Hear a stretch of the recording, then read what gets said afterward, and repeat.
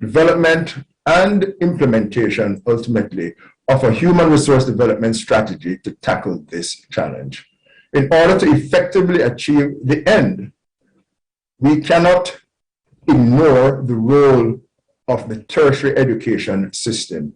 That is to say, the formal sector, the institutions that compose our colleges, workforce development colleges, our teachers' colleges, our community colleges, our universities, and other specialized institutions. They have a significant role to play. And today, we wish to explore issues related to that role as we speak through the lens of international experience and perspective. What is it that our practitioners globally have learned that will contribute to the conversation here in Jamaica and ultimately leading to an effective strategy that deals with the challenge that I have outlined as emerged through the Jamaica Survey of Living Conditions? The task before us is significant, but we are able, we are ready, and we are committed to achieve. The Jamaica Tertiary Education Commission, with its mandate of developing Jamaica's higher education sector, will facilitate, on behalf of the Ministry of Education, Youth and Information, the development of this strategy. The Minister has appointed a task force which includes representatives from critical organs and associations. Planning Institute of Jamaica, the Private Sector Organization of Jamaica, the Jamaica Engineers Federation, the Jamaica Confederation of Trades Unions, institutions as represented by the Trenchtown Polytechnic College. We have the Human Resource Management Association of Jamaica included as well. We are, therefore, intent in pulling this group together to be able to speak critically to define this policy. Our diaspora is involved through their network, JDTAN, as we seek to pull them on board to enhance the strategy going forward. We acknowledge the work and the contribution that will be made through the World Bank Group, through UNESCO's ESAC for Latin America and the Caribbean, through partners such as Dr. Ali with the CXC, through other entities who will come on board as we seek to expand this task force to deal critically and strategically with the challenge. We are open to create an inclusive process that will redound positively and sustainably on behalf of our workers. We acknowledge, therefore, this day. We thank you for joining us, and we look forward to what promises to be a magnificent feast as we discuss together the enhancement of Jamaica's workforce, enhancing workforce quality through certification, addressing the gaps as they exist now in terms of the lack of certification, a high proportion of the workforce that is untrained, access to and participation in training programs, the lack of alignment of workforce development and training with the labor market, issues of funding, and then certainly underdeveloped processes for the recognition of prior learning. I bid you a good day. Enjoy. Thank you. Thank you. Thank you, Chief Executive Officer, the Jamaica Tertiary Education Commission, Dr. Damian Black. As we prepare to have our first speaker, Dr. Roberta Bassett, let me set the foundation for what is expected to be a very productive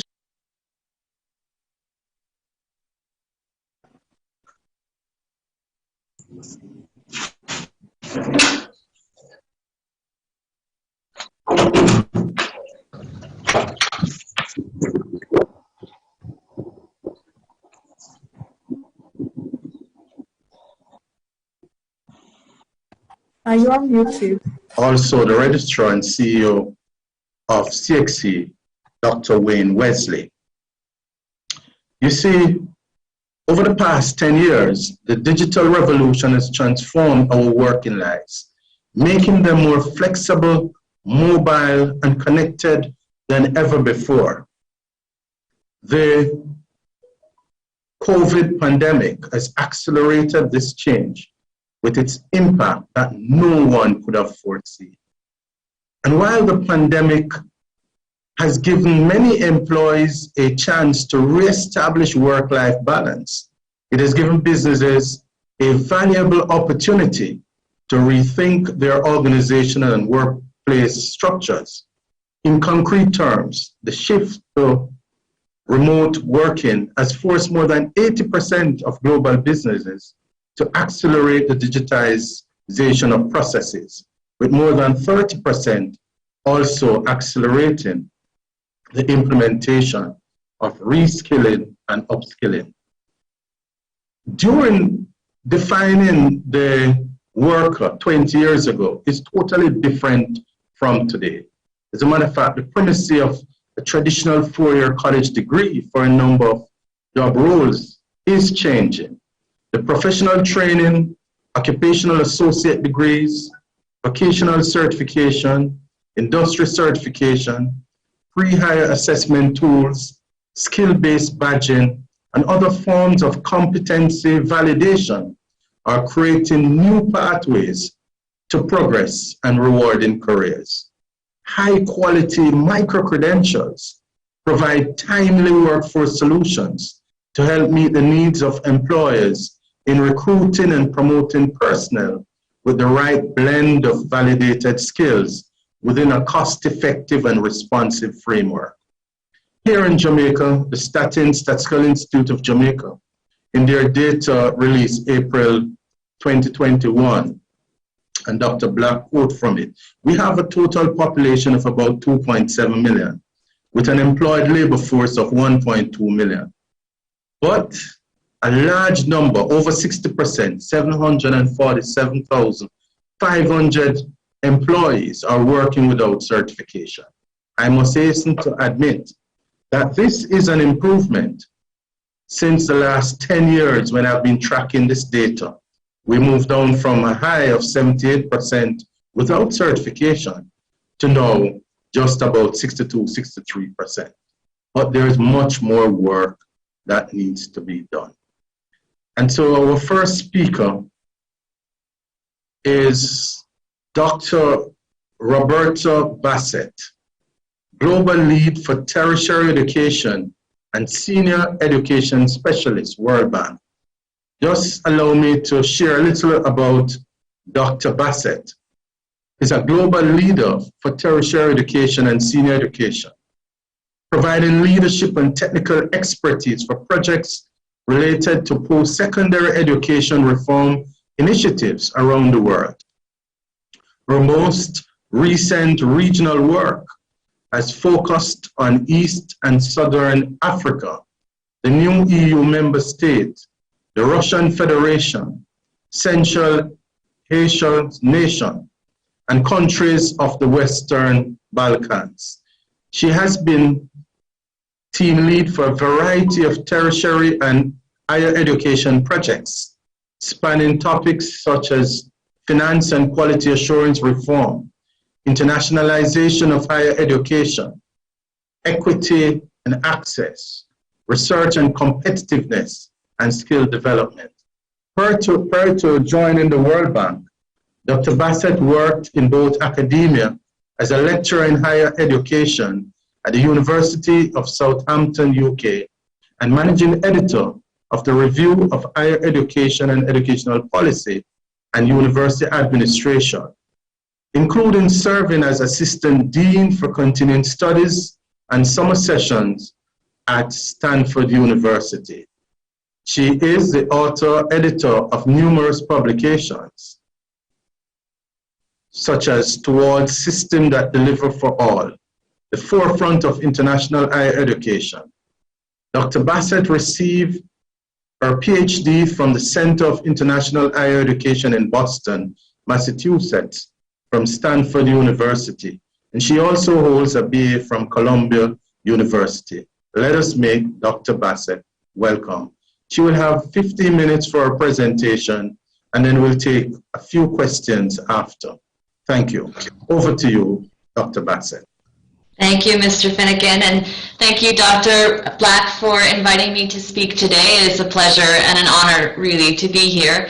I suspect I'm going to learn as much from all of you as I will offer through my own information, but hopefully what I offer allows a global perspective to come into play in this workshop today. And then I will speak a bit about the World Bank's work in tertiary education, just to set the stage so that the audience today will understand the scope of the World Bank's efforts in tertiary education.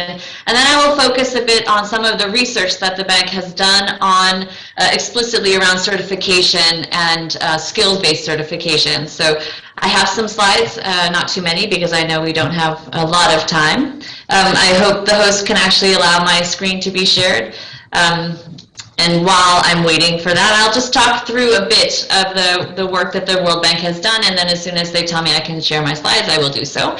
The World Bank works in tertiary education, and as the previous videos have shown, that's what Jamaica is focusing on as well. We don't focus explicitly or specifically on higher education, which is basically considered university education. We look at the entire formal post-secondary sector. And the reasons we focus on tertiary education very broadly at the bank is because we know that tertiary education fosters long-term growth in every country on earth, no matter the income status, low, medium, and high income countries. We also know that workers with tertiary education shocks are more employable and earn higher wages, and we know this is true in the Caribbean region as much as anywhere else. We also understand through research over the past few decades that the rate of return to tertiary education is the highest among all tertiary education, and we see that most prominently in low-income countries. Thank you for allowing me to share. I see that that's been opened for me. And so I've already worked my way partly through this slide.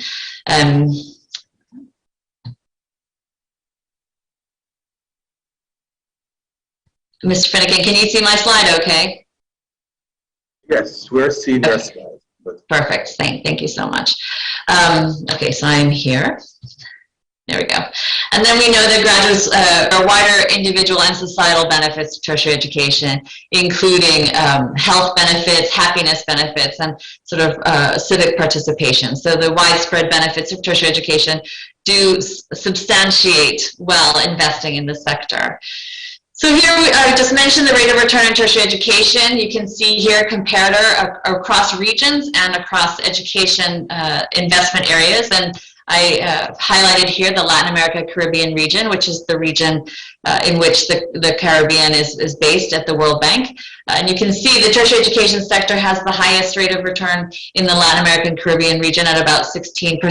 I suspect you might see that actually being a little bit higher in the Caribbean countries, and that would require some focused research, which would be a pleasure for us to do in the future. But we do know it's a worthwhile investment.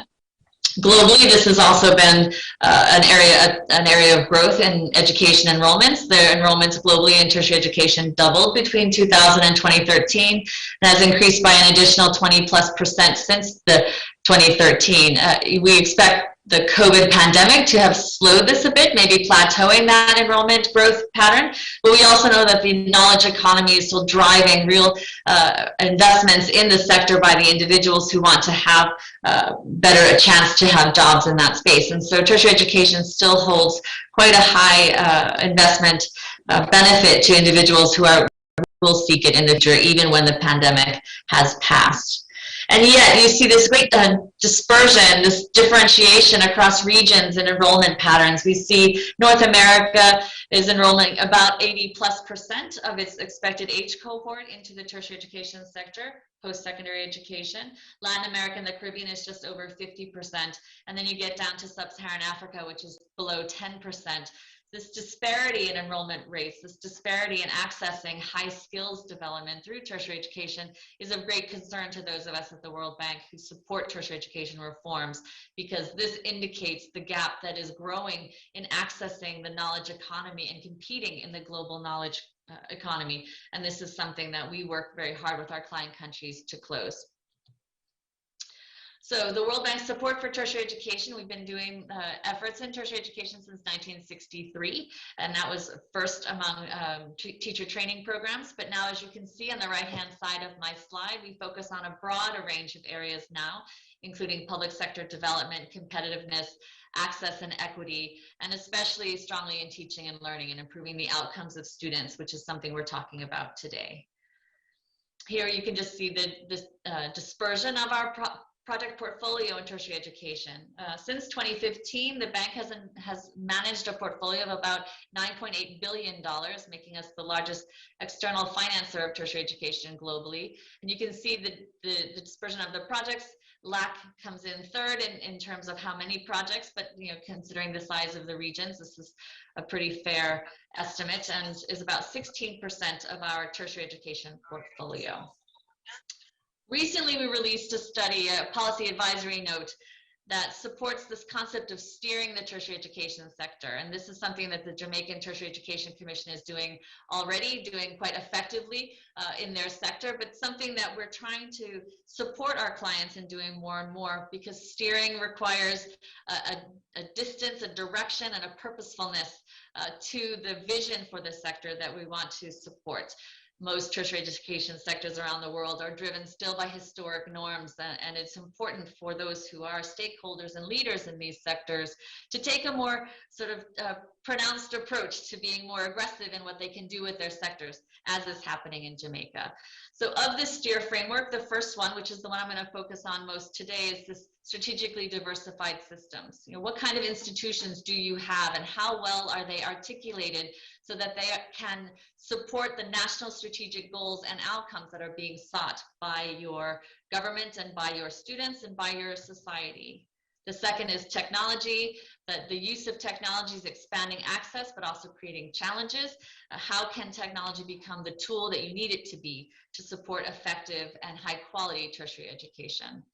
The third is equity. We know we have this need for expanded access. We have it especially in the Caribbean region, where you need to grow your workforce as quickly as possible. That said, who gets to have those spaces in the classroom? What are they learning? What kind of subjects do they have exposure to? What kind of tracking do you have? All of those are giant equity questions to be considered as the systems and sectors get reformed. The fourth section is efficiency. So this is really the foundations upon which your whole sector would be built. Quality assurance that's fit for purpose, governance that is agile and supportive of these innovations that are taking place across the sector, efficient financing and maybe performance-based financing even down the road, and talent management that brings on board those you need to provide the teaching, the research, and the administrative structures that can support your best outcomes. And then the last point is resilience. And this, as has been said already today, is new to even our thinking. I mean, of course, we all thought about sustainability in our initiatives, but this is different. This is about how do you accommodate shocks to your system, but still holding on to your true mission and your identity as an institution, supporting teaching and learning in the future with as little disruption as possible to those who need your systems the most. And so here, as I said, I'm going to focus on this idea of strategically diversified pathways. We look both at institutional types, this array of institutions that have already come up today, this idea that, of course, most systems are anchored by a flagship university. When it's any meeting or programs, they like to do the online. Sorry, could somebody mute, please? So we focus on universities as the sort of the anchor, the hub of a system, but of course we care a lot about tertiary vocational, post-secondary education, technical education, and as was said by Mr. Finnegan before, we're thinking more and more about micro-credentials, stacked degrees, short-term courses, and even on-the-job training when that's becoming more and more relevant to employers who want to encourage specific skills development. But more than this, we're interested in the pathways that are articulated among all of these institution types so that students can come at the point into the system that makes the most sense to them at that time, but re-enter during the course of a lifetime of learning and reskilling. That this is not a one-directional movement, it's a circular movement, or even something more like a wave that you can come and go at any point.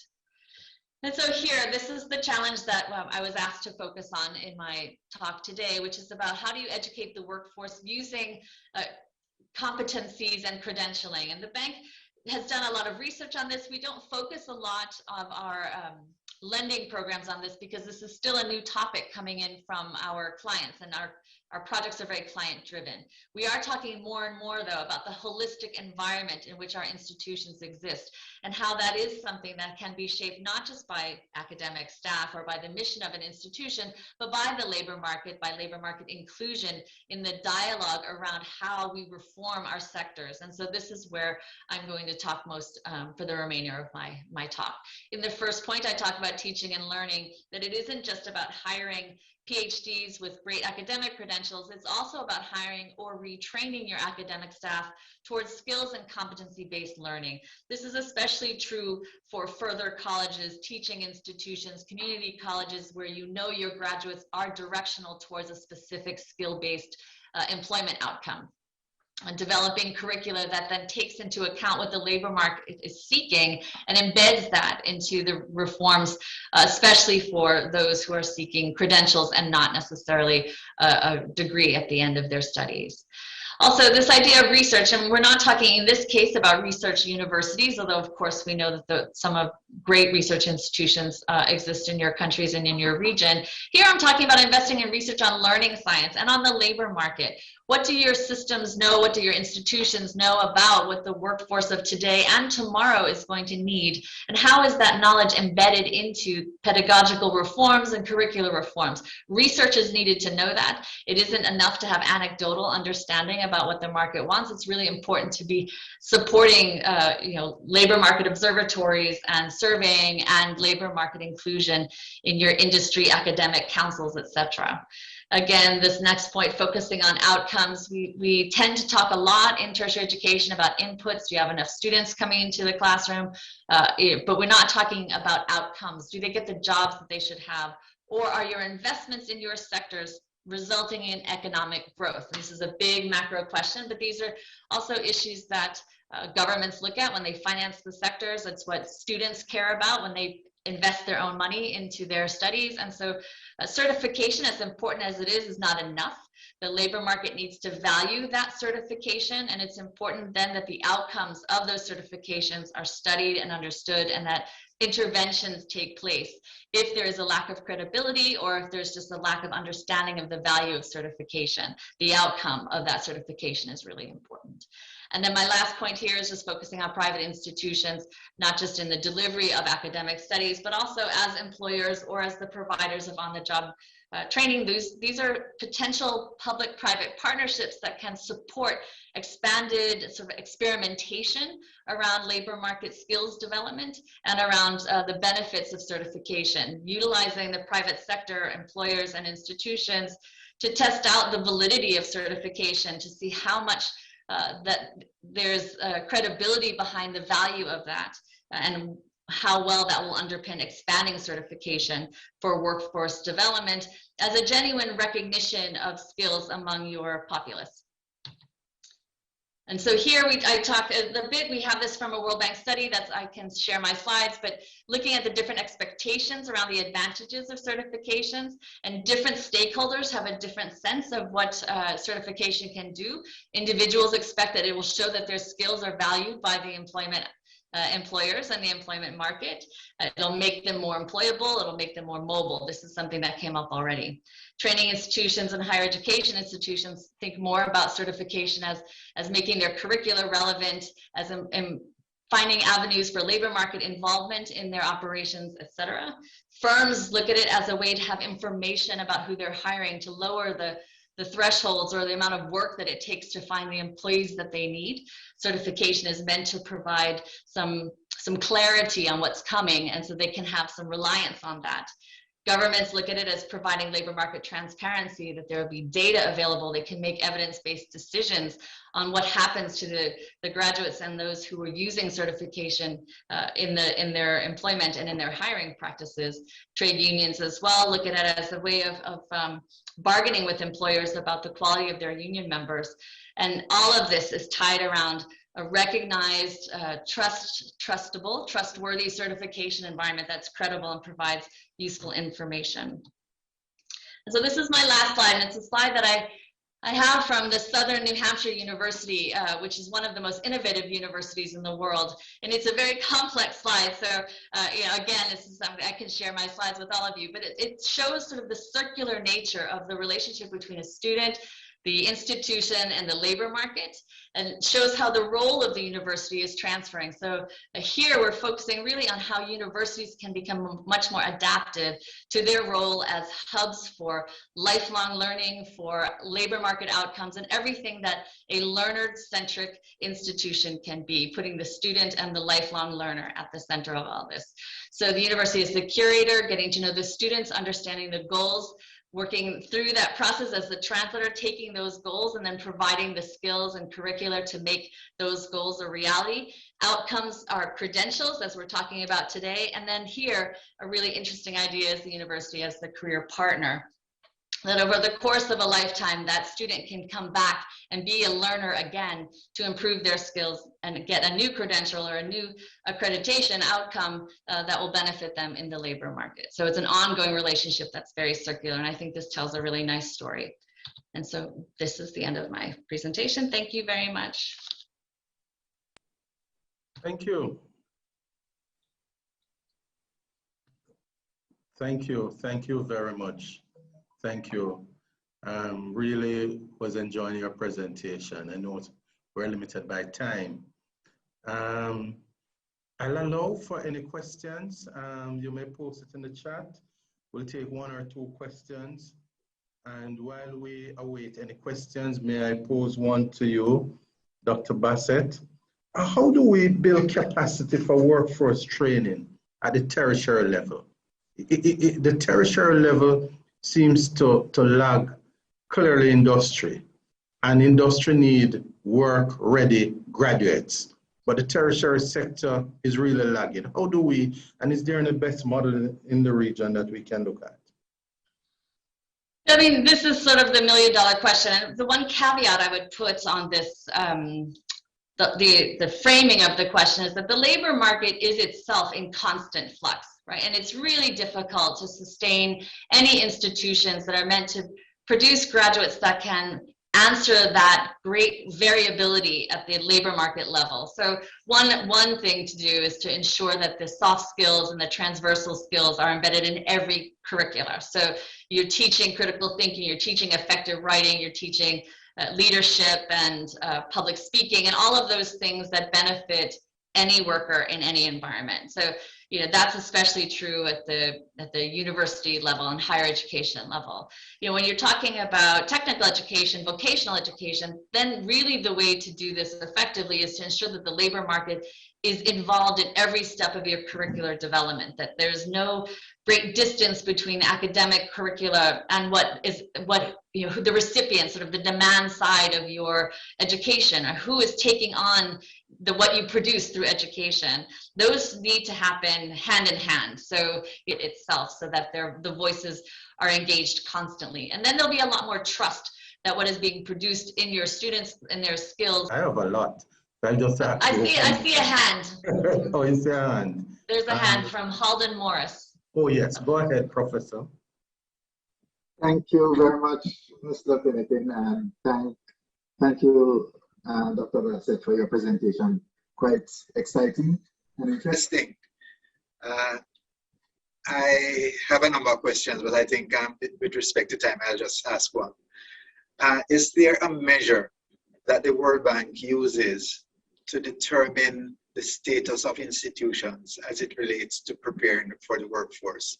I think this is a pretty big question too, because we have so many domains that the World Bank operates in, but there must be some kind of measure as to how you treat with that kind of positioning. Thank you.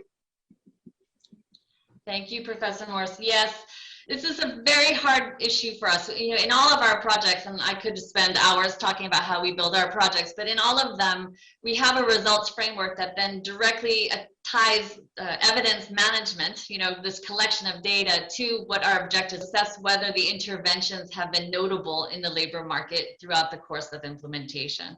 But this is something very explicit to our projects. What we support sort of from a government level is something more closely aligned to tracer studies, right? And that does take a few years to get going, but it's very helpful for a policymaker to know what happens to your graduates and what happens to them at each institutional type. So what happens to your 2-year graduates, your 4-year graduates, your doctoral graduates, and how long can you trace them? There was a system in Bulgaria called the BUR system, the Bulgarian University Registry System, I think it was called. But it was unbelievable in how great it was. It actually tracked students from kindergarten through retirement, and you could see the progression of them through their education, how much they earned when they finished, how much they earned after a 2nd degree and a 3rd degree. That type of data is invaluable to understand what your outcomes are for your students. So in the short term, it's getting a robust annual tracer study going at every stage of terminal completion, so what happens to your secondary graduates who don't go to tertiary, and each part of your tertiary sector is also measuring what happens when they complete. That's the most useful, and that's something we try to do in as many countries as possible. It does depend a lot, though, on how prepared the system is for that type of data collection, because it is quite robust. I'm sure Jamaica has the systems in place to do that, but not every country can do that, in which case we try to have institutions do this, so at least they can capture what's happening at the institutional level, even if we can't do it at the system level. I mean, you're right, we could talk about this for a really long time. I'm sorry, I've already taken up too much time. But thanks for your very comprehensive response. Thank you. Thanks. Thank you. My final question is, what is the role of labor unions in workforce education? What is your experience across the globe? No, I mean, it varies very much on how the historic relationship between labor unions is to their governments and to their labor market. I mean, they do tend to historically have been the advocates for improved learning and professional development of their members. And so in a robust and healthy environment, they're great partners to the employers who take on their workers. They do protect, obviously, some progression through careers, and some of that can be measured through certification. And so trade unions actually have historically in certain places, especially in Europe, played a really useful role in supporting the continual professional learning and development of their workers. I mean, I think that the role of unions in the world has changed quite a lot, and so this is an evolving relationship. They used to be quite robust in the US, and there are very few that are as robust as they were 50 years ago. But the idea that the unions exist to support their workers to be healthy and well in their work environment also includes skills development, and that can be something that can partner with an educational institution to have a relationship that leads to greater skills development. Thank you. We'll take our final question from Dr. Wayne Wesley. He's the head of the Caribbean Examination Council, and this body sets exit exams and matriculation exams for our secondary school system. Go ahead, Dr. Wayne Wesley. Thank you very much, Denver Finnegan. Dr. Bassett, that's her name? Bassett, yes. Bassett, Dr. Bassett.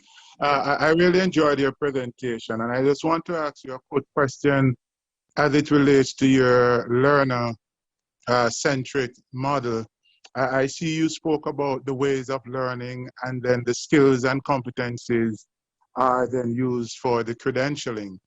What I want to get your opinion on, and whether or not the World Bank would have been looking at any particular education system that would be making the shift between content and competencies. In other words, we focus less on content and more on the skills and competencies that students ought to demonstrate in order to be functional in society and be competent at what we have asked them to do. And so I know for some programs covering a wide range of content is always an emphasis. Have you seen any program that is beginning to make the shift to more on the competencies that ought to be displayed? Because once those competencies are acquired, students will be able to apply to any content, any knowledge, any area. What are your thoughts on that?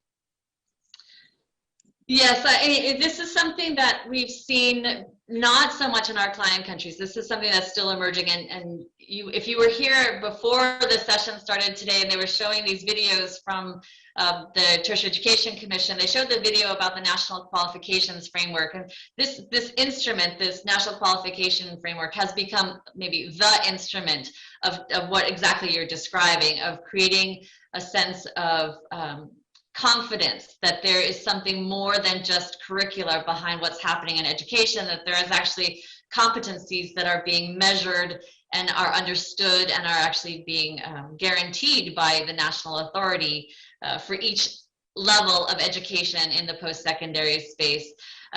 You know, in Europe, I mean, what the world is looking at in spaces like this, they look at Switzerland, they look at Austria, they look at Germany, for this idea of the post-secondary technical environment, which is very much about competencies, that it isn't about curriculum, it is about technical education for work, but that can still articulate into the university environment, and that sort of the social contract around that type of education has to be quite robust. I alluded to this a little bit before. You know, you really do need to have a labor market that believes the education system and trusts the education system enough to say, if you tell us they have this skill, we're going to believe you, and that's full stop, right? And that still is something that's emerging, especially in weaker economies, because the labor market and how it relates to education and how it relates to the government and all of these things, these are less robust spaces than we have in other places.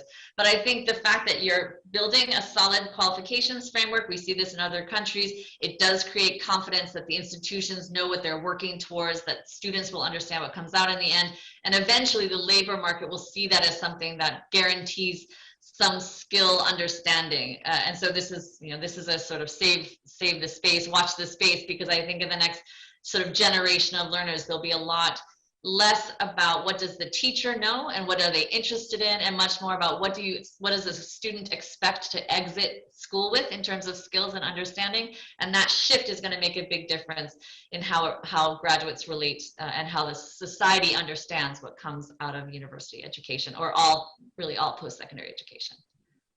Qualifications, badges and credentials, the principles and practice. So let me just take a minute to introduce Dr. Francesco Pedro. He is the Regional Director of UNESCO International Institute for Higher Learning in Latin America and the Caribbean. Dr. Pedro was formerly Chief of Section of Education Policy at the Division for Policies and Lifelong Learning Systems at the Division for Policies and Lifelong Learning Systems of the UNESCO Education Sector in Paris. Along with his team, Dr. Pedro has conducted educational policy evaluations in Latin America and the Caribbean, in particular the Bahamas, Guatemala, Honduras, Peru, and St. Kitts and Nevis. He has also contributed to the reinforcement of the work of the education sector regarding the right to education and the use of technology.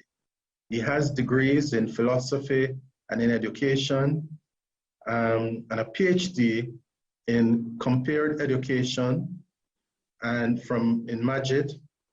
He also has postdoctoral qualification from the Institute of Education of London.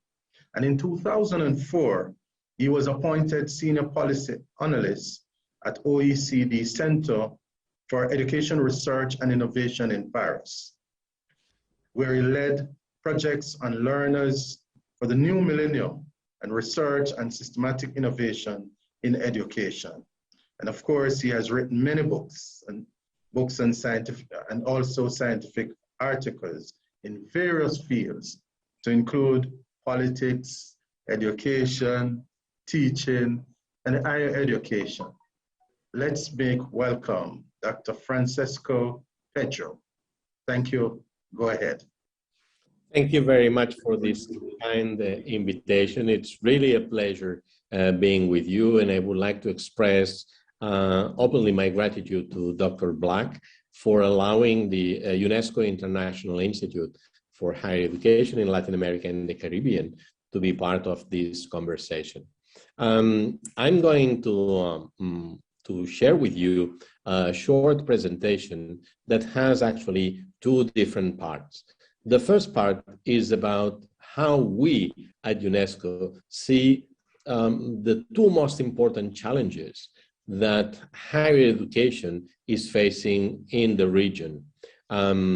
This is important because this kind of diagnosis, in a way, is a preparation for the upcoming World Higher Education Conference that UNESCO has called for in May 2022, in which we hope to design, together with our partners, with governments, with higher education institutions around the globe, the agenda for higher education in the next decade.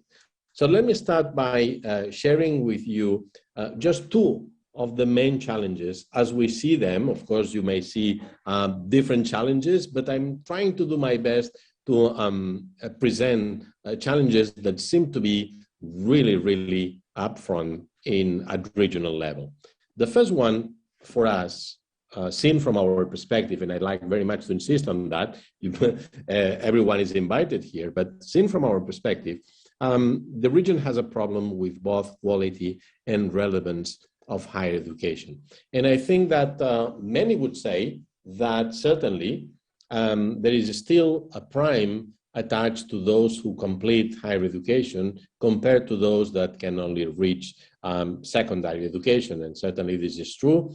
And in our region, particularly in South America, the premium attached to completing a degree in higher education could be almost three times the earnings that someone with similar socioeconomic characteristics could earn just having a secondary high school degree. So I think that we still have that premium, but still we have many questions about the relevance of what we teach.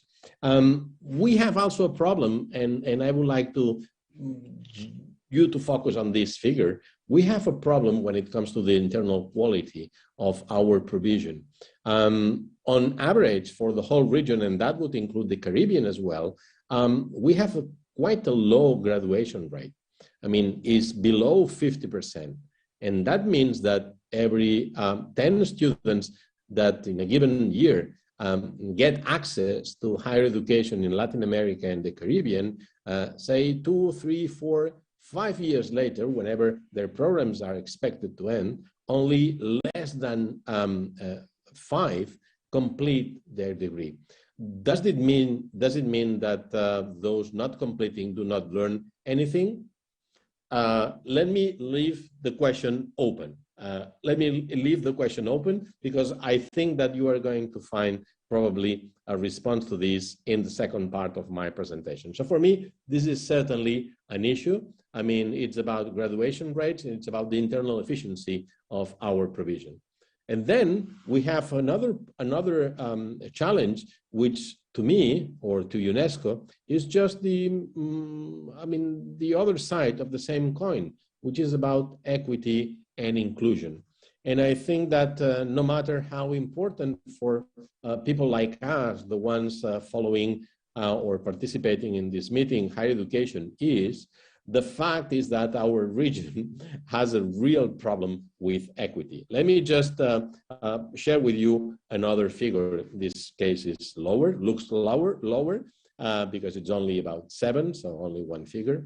But that's the difference. 7 times likely to go to higher education if you are in the quintile 5 as opposed to the quintile 1. And that means that the likelihood of attending higher education is pretty much related to your socioeconomic status. And it's not twice as much depending on how rich you are. It's not 3 times, it's not 4 times, it's 7 times on average.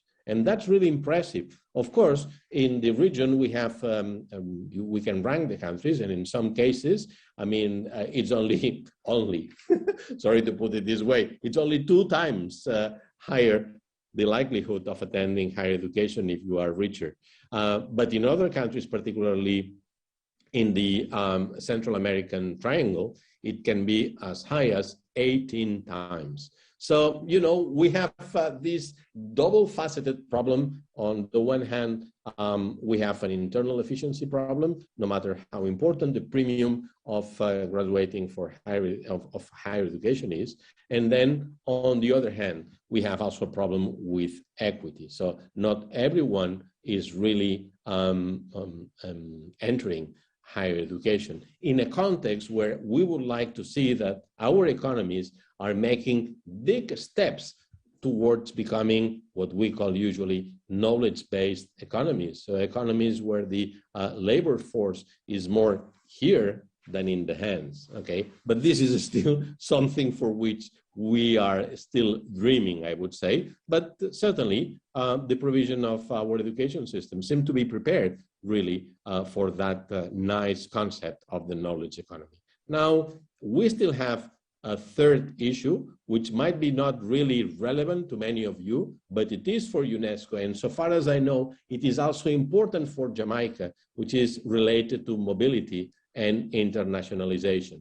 I think that the UNESCO, our organization, has made a big step when it comes to making sure that we have international conventions that protect the rights of the lucky students that are able to go abroad to complete their higher education or to get even their first degree in higher education. I mean, we have a global convention, we have a regional convention that when getting into force will facilitate the process of having your certificates, your qualifications recognized mutually, okay? But we are not still there. And as a matter of fact, in this case, maybe because it's so important for UNESCO, the promotion of internationalization, let me share with you something which is really very sad. And to begin with, only 38% of the Latin American and Caribbean students that decide to go abroad to complete their certificates, their higher education qualifications, remain in the region. So that means that the attractiveness of our higher education systems in the region is not really so high, maybe because we have a problem in the perceived quality of our own systems. And that could be the case of your system, but certainly it's the perception of your students when deciding to go to another country. They hardly trust, so to say, the provision offered in the rest of the region. But even more importantly, once again, seen from the perspective of equity, I mean, we have to recognize that only 1.1% of all Latin American and Caribbean students really have the opportunity to study abroad. So we are talking really, as per today, of the benefits of really an elite, except in those cases where we have really either the public funding or sometimes the private funding that are doing their best to ensure that whoever is talented really can benefit from this transformational opportunity that mobility represents. On our side, being simply a technical agency without any funding capacity, we can only do our best to promote the idea that your rights will be protected if you are lucky enough to have the opportunity to study abroad. So this is really important because as far as I know, there is a huge amount of Jamaican students going abroad, not only for university education, but for many different kinds of higher education provision, and then willing to see their qualifications recognized when returning home. This has been the first part. So this is how we see the region, not necessarily could be the picture for Jamaica, although in my acknowledge ignorance of how Jamaica is doing, I would say that the situation in your country is really far better than the one I have depicted for the whole region. But the question here for me was whether there is a role in a system like yours for flexible approaches to certification. Let me start that, to begin with, we come from, in our region, we come from systems of higher education provision very much used to have formal certification procedures. We all recognize, no matter if there is no agreement or bilateral or multilateral agreement for the recognition of certifications, but we all understand each other when we say that we have a master's degree, when we say that we have a PhD, we all understand that. But what happens when someone hasn't completed, fully the degree? What happens when someone, let me give you an example. Someone claims that knows quite a lot about wine, and simply that could be the case of my wife. Sorry to be so personal. I mean, she never followed any course on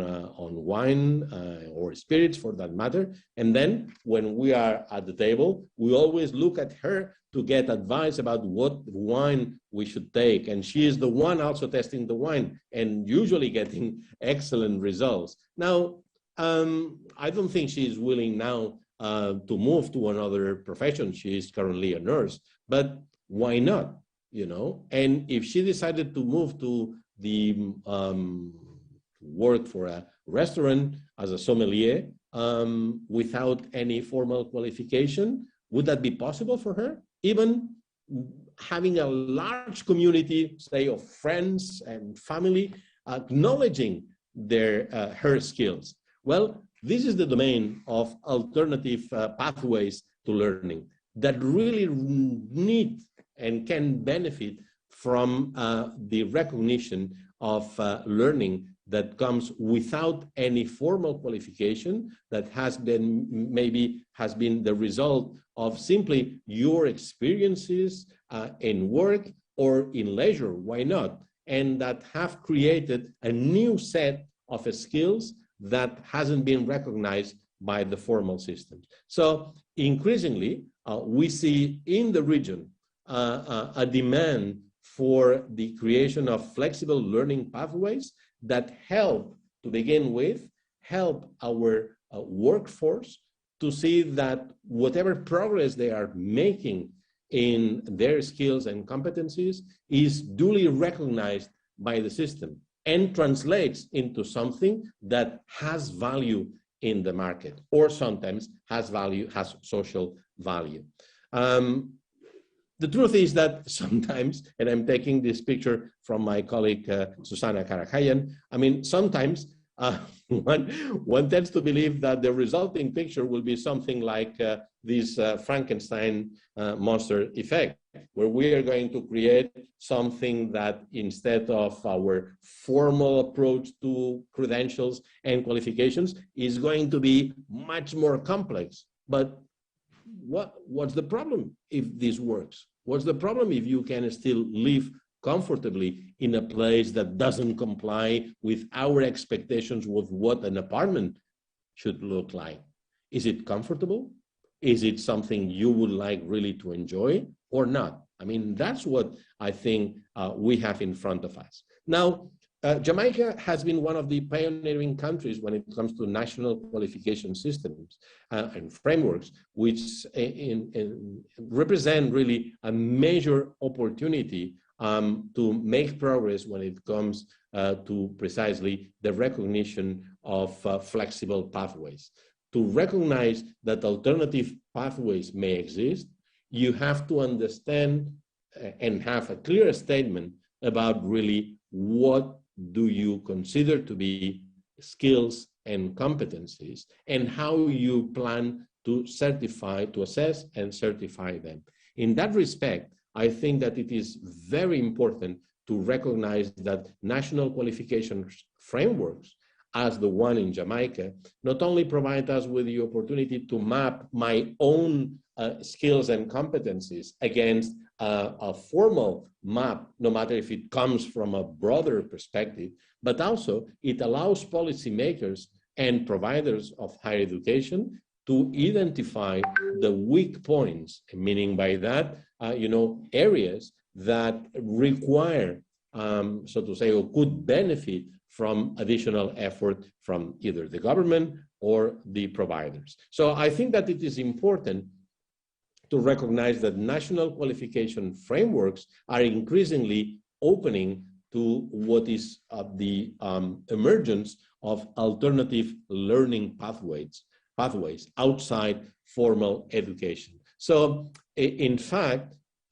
historically speaking, the majority of national qualification frameworks I know of have originated from the formal education and training system, but they are increasingly moving towards having a more comprehensive perspective that rather than putting the emphasis on credentialing, is putting the emphasis on skills and competencies, on the individual that is willing to demonstrate what is he or she capable of doing and to attach value in the labor market to that. So that comes as no surprise that in the past 2 or up to 4 years, many systems in the many frameworks in the region have initiated already the conversation about how to take into account, how to make accountable those alternative ways of learning.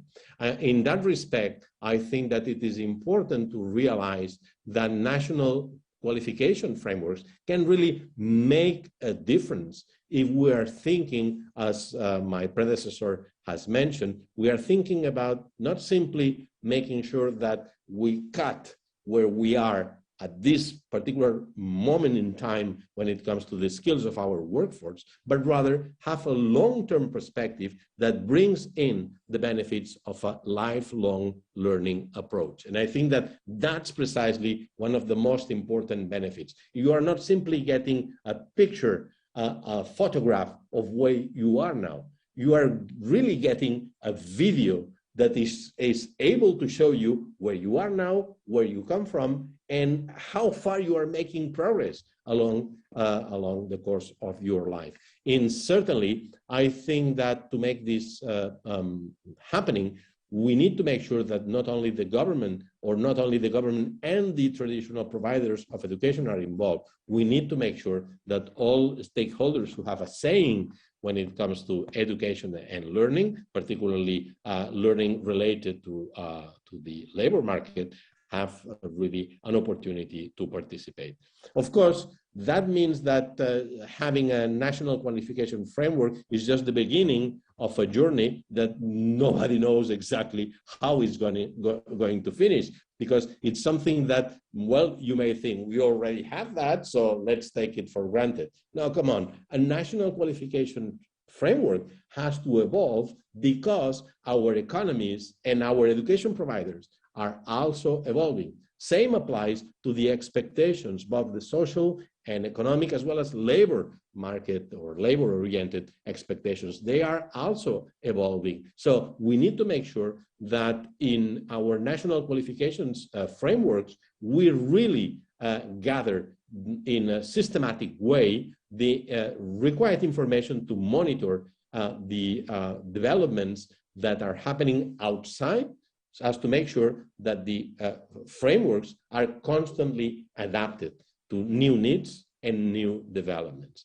There are many examples of how national qualification frameworks have been evolving over time. Let me just provide you with some examples. For instance, it is important to recognize the success of national qualifications frameworks, because out of 200 countries that we have roughly in the world, 150, as per today, 2021, have already national qualifications framework.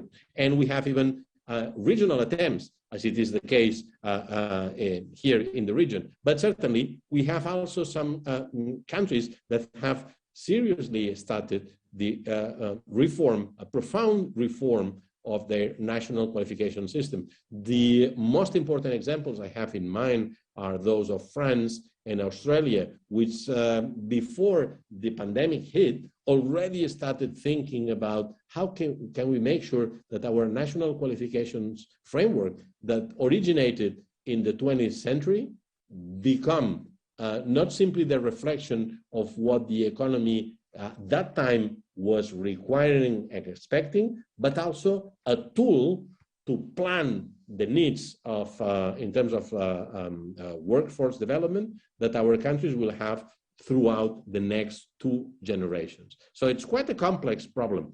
In fact, there are even more examples of countries that haven't started yet a reform process, but have decided to undergo a serious evaluation because they suspect probably that they need to do something about improving the match between the national qualifications frameworks and the reality of both the provision and the demand of education. This is the case, for instance, a particular case I like very much to bring on the table of South Africa. So we have plenty of examples of the transformation, and usually this starts with gathering really an important knowledge base about the behavior of national qualifications framework. And so we get to know already what the benefits are for those countries that have already well-developed systems. And at the same time, also, we recognize through these many evaluations, particularly very interesting in Western European countries, where we have found that the full potential of national qualifications framework hasn't been really exploited to the full. So it's not simply about the mismatch between the current framework and the reality of our economies and our societies, but it's also about the fact that the main stakeholders, the main end users, be that, you know, the citizens themselves or the companies or even the public service, I mean, are not really knowledgeable about what the national qualifications framework can do for them in order to provide them with better job opportunities, or simply to make sure that what they are looking for is really found or expressed, a way of expressing their demands that really can be easily matched. Of course, let me just finalize with a reminder of the benefits that are attached to the existence of national qualifications framework. I mean, among others, I would say that it is the best way that we know at the moment to provide a clear picture of the landscape of our qualifications, of how far, you know, not simply our workforce have reached different levels of formal education, but actually what kind of actual competencies they have. And it is important because the plans that we have for the economy, for socioeconomic development, may not be matched with the existing pool of skills and competencies. So in a way, I think that the most important benefit of having a national qualification framework that works is simply that is providing us the tool for mapping the gaps that our development project may have according to the reality of our workforce. But at the same time, I would like also to say that the existing evaluations of national qualifications framework, as the ones I mentioned before, already provide us with some examples of either the weaknesses or areas where we have mixed results according to countries. And I think that this is certainly related to the lack of connection between learning outcomes, as for instance accounted for in international learning assessments, and you know, the depiction of the skills and competencies as they appear in national qualifications framework. So some countries find themselves looking at the rankings, so to say, of how their 15-year-olds are doing, and then, you know, they cannot map the kind of exercises that come with these international learning assessments with their own national qualification frameworks, or sometimes it happens even with national examination systems. The second one, which is still the most important issue that we have now in front of us, is how difficult it still is to make sure that qualifications that do not come from education, from formal education, that may come from other sectors, like, for instance, health, the industry, or even from non-formal education, are also included. So I think that just mapping qualifications is not enough. We need to make sure that the framework is really a living body that can take into account the developments happening also outside the sector. And finally, I would say that we have issues related finally to the use of national qualifications framework. And these are mostly related to the visibility, as I already mentioned, our, I would say, rather weak efforts to communicate properly what would be the benefits for you as a student, for you as a worker without qualifications, for you as an employer, to make reference to the national qualifications framework. I mean, unfortunately, it looks like in many countries, the only ones who are knowledgeable about NQFs are the ones who have designed it, not really the end users. And this is really a pity, because there is a lot of effort put on their development, and at the same time, a lot of potential. So, and frankly, I think that the very last area for which we need some kind of further development is this idea of articulation and permeability. So the need for our national qualifications framework to make sure that we recognize that, even, as I said at the beginning, even those young people who have at some point entered higher education but who never completed a degree, as a matter of fact, they may have learned important skills. Maybe some of them, not all of them, but maybe some of them could even have an important value in the labor market. So it is important that we do our best to ensure not only that we recognize what they are able to do, but also that thanks to this permeability, so to say, of the system, by way of recognizing that they haven't lost their time, we invite them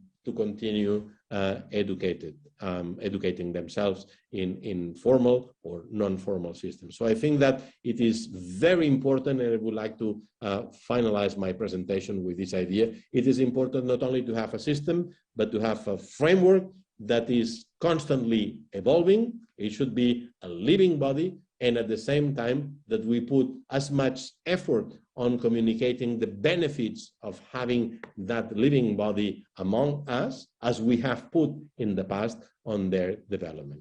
Thank you very much, and I hope that this helps the conversation. Thank you very much, and back to you.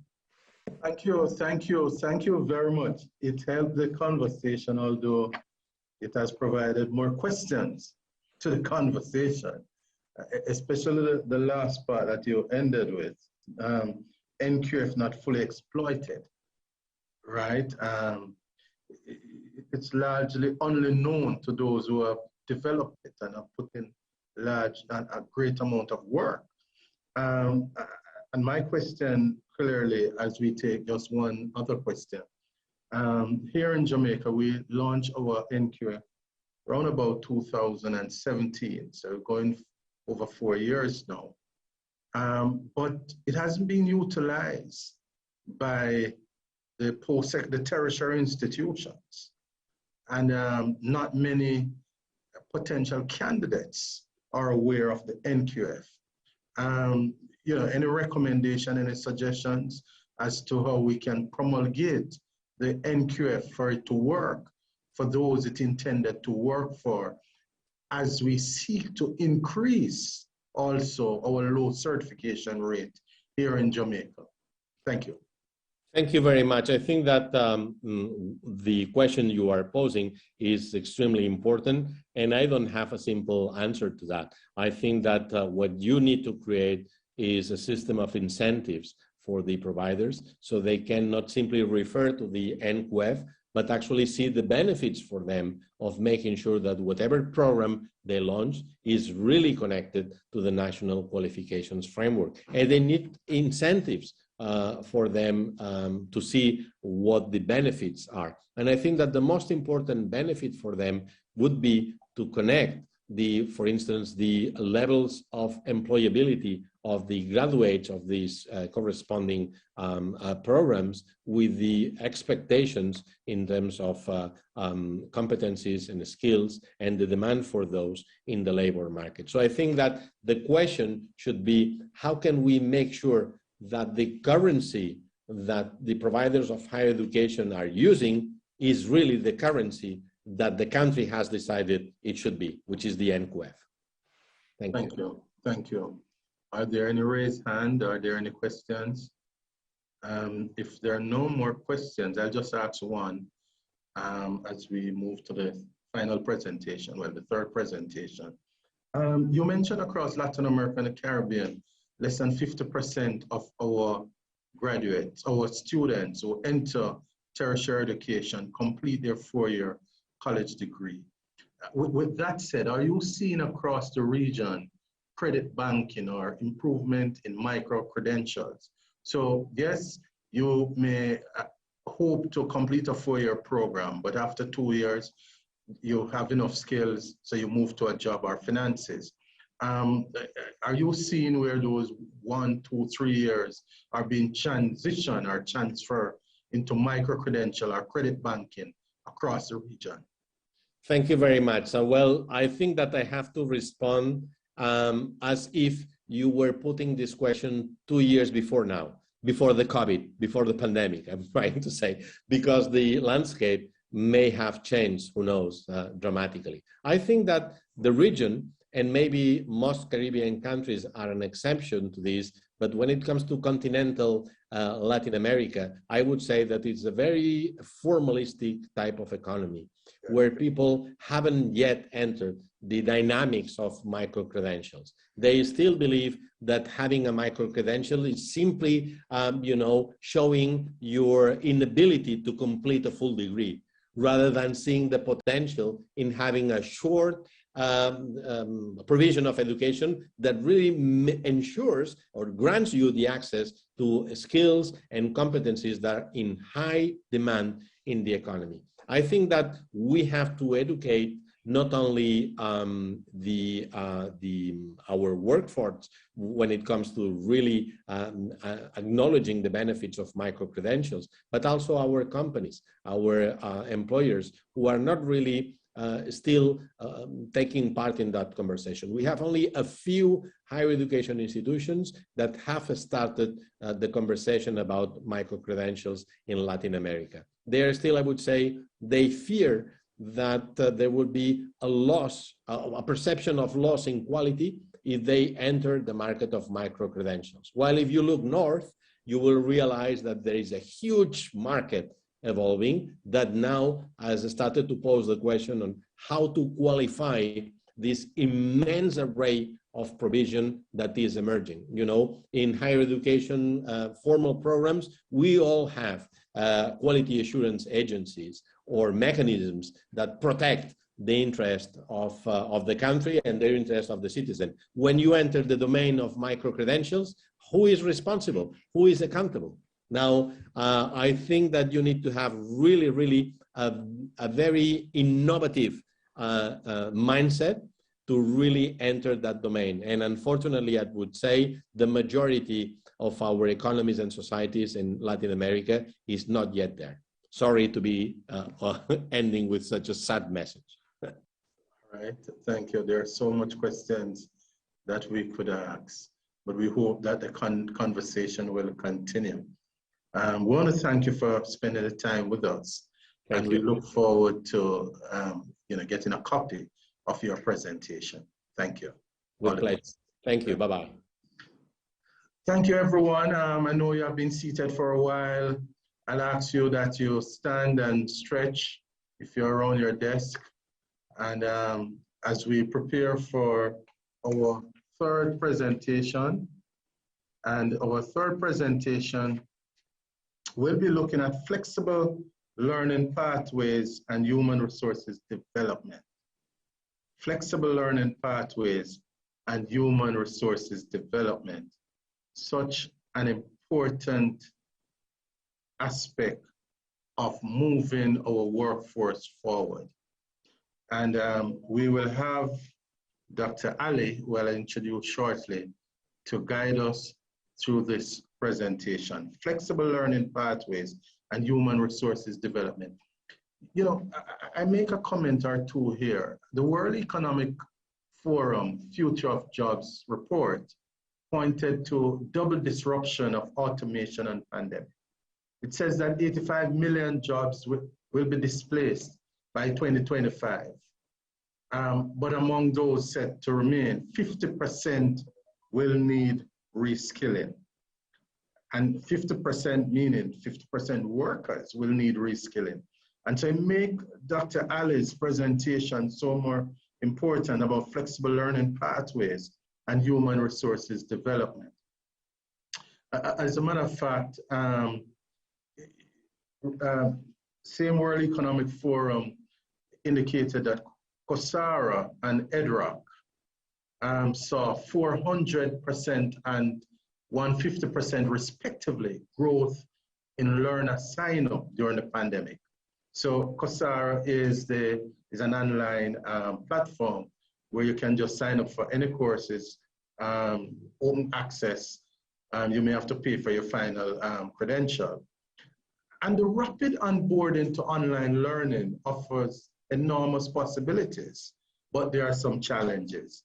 And I hope Dr. Ali's presentation will speak to some of the things to do, you know, and the things that we need to improve in the region as it relates to providing universal access to connectivity, promote a thriving ecosystem of skill-based credential, and building the currency of micro-credential as we look at flexible pathways and create a widespread access towards online learning as we seek to have productivity in the region that has been low for 40 to 50 years improve. And so let me introduce to you our next speaker. Dr. Eduardo Ali is a pro-registrar and deputy chief executive officer of CXC. Dr. Ali joined CXC, and that's the Caribbean Examination Council, on August 1st, 2021. And he is a deputy CEO, as I said earlier, and leads a strategic thrust here in the Western Zone office. And the Western Zone office is Jamaica. He's responsible for research and educational services.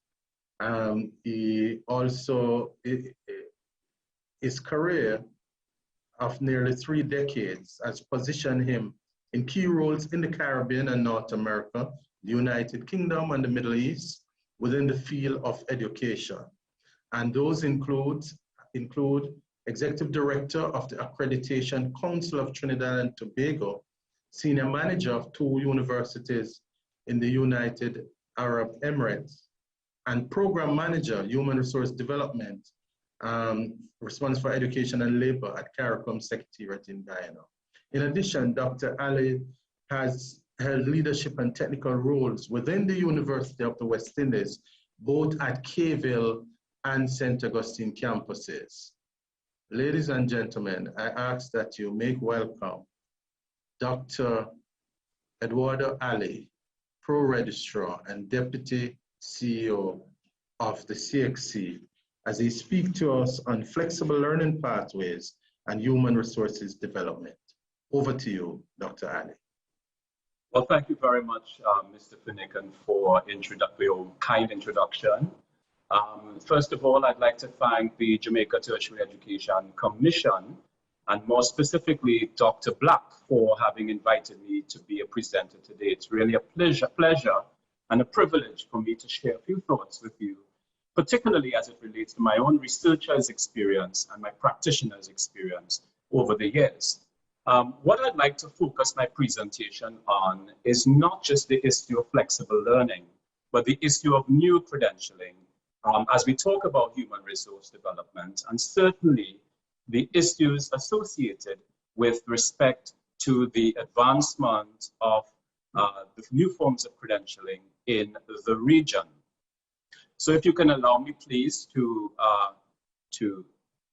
share my slide with you. I'm hoping that you are seeing what I have in front of me. So, as I indicated, what I really want to do in this presentation, as I reflect on the topic, but also look at flexible learning pathways, which was a subject of a previous discussion forum that you would have held, is to look more deeply at the issues around credentialing and quality as we talk about the issues associated with human resource development in the Caribbean region. I know that we all agree, and we've heard today, that the pandemic has really influenced our environment, where there's stark changes to policies and practices, as you heard from our two previous presenters. And those have immensely impacted our country's responses to tertiary education and training delivery. So we are forced, in some respects, to rethink our traditional models and modes of learning, which we can recognize has somewhat become obsolete today. And therefore, we have to quickly explore, exploit, and transform our education and training sectors and systems so that they're indeed future-proof, but also impactful for the learners who we serve. Now, let me add some more context to the discussion. And some of this has been said by our moderator earlier. We recognize that there's an inextricable connection between the global labor demands, the workforce development requirements, and certainly the role that tertiary education and training systems play. As he would have indicated, the World Economic Forum Future of Jobs report would have spoken to the need for a repositioning of our systems. Because we are now in what is Industry 4.0 amidst the presentation of 5.0 before us, where we are talking about new production models for learning. And of course, this brings us to a place where we have to look at the greater synergies between human empowerment, people performance, and the use of machineries or devices. And so for us, when we talk about knowledge workers in the 21st century, what we consider to be the requirements for knowledge has now changed, because we are talking about data, artificial intelligence, machines, and technologies that are driving what we consider to be the rudiments of our workforce. And of course, with that, we have seen the rise in the healthcare services industry, supported by big pharma and biomedical and health technology industries. We've also noticed that there are digital economies that are emerging, focused on financial technology, blockchain, cloud computing, e-commerce, e-business, and the works. And of course, as we talk about new forms of technology, we are looking at the issue of the green industries and the role that these play as we speak to the issues surrounding climate, food security, and environmental sustainability. You would have also heard some discussion about surveys that would have been conducted. One such survey that was done by the International Labour Organization in 2020 that looked at 114 countries, spoke to the issues associated pre and post and mid-pandemic around skilling, reskilling, and upskilling of employees, apprentices, and trainees. And what they found is that employees' learning and career development pathways have been significantly affected, especially for small, medium, and micro enterprises. And so we must indicate, as a result, that we are in a situation where the pandemic has caused us to be unprepared, of course, and so our education and systems are playing catch-up.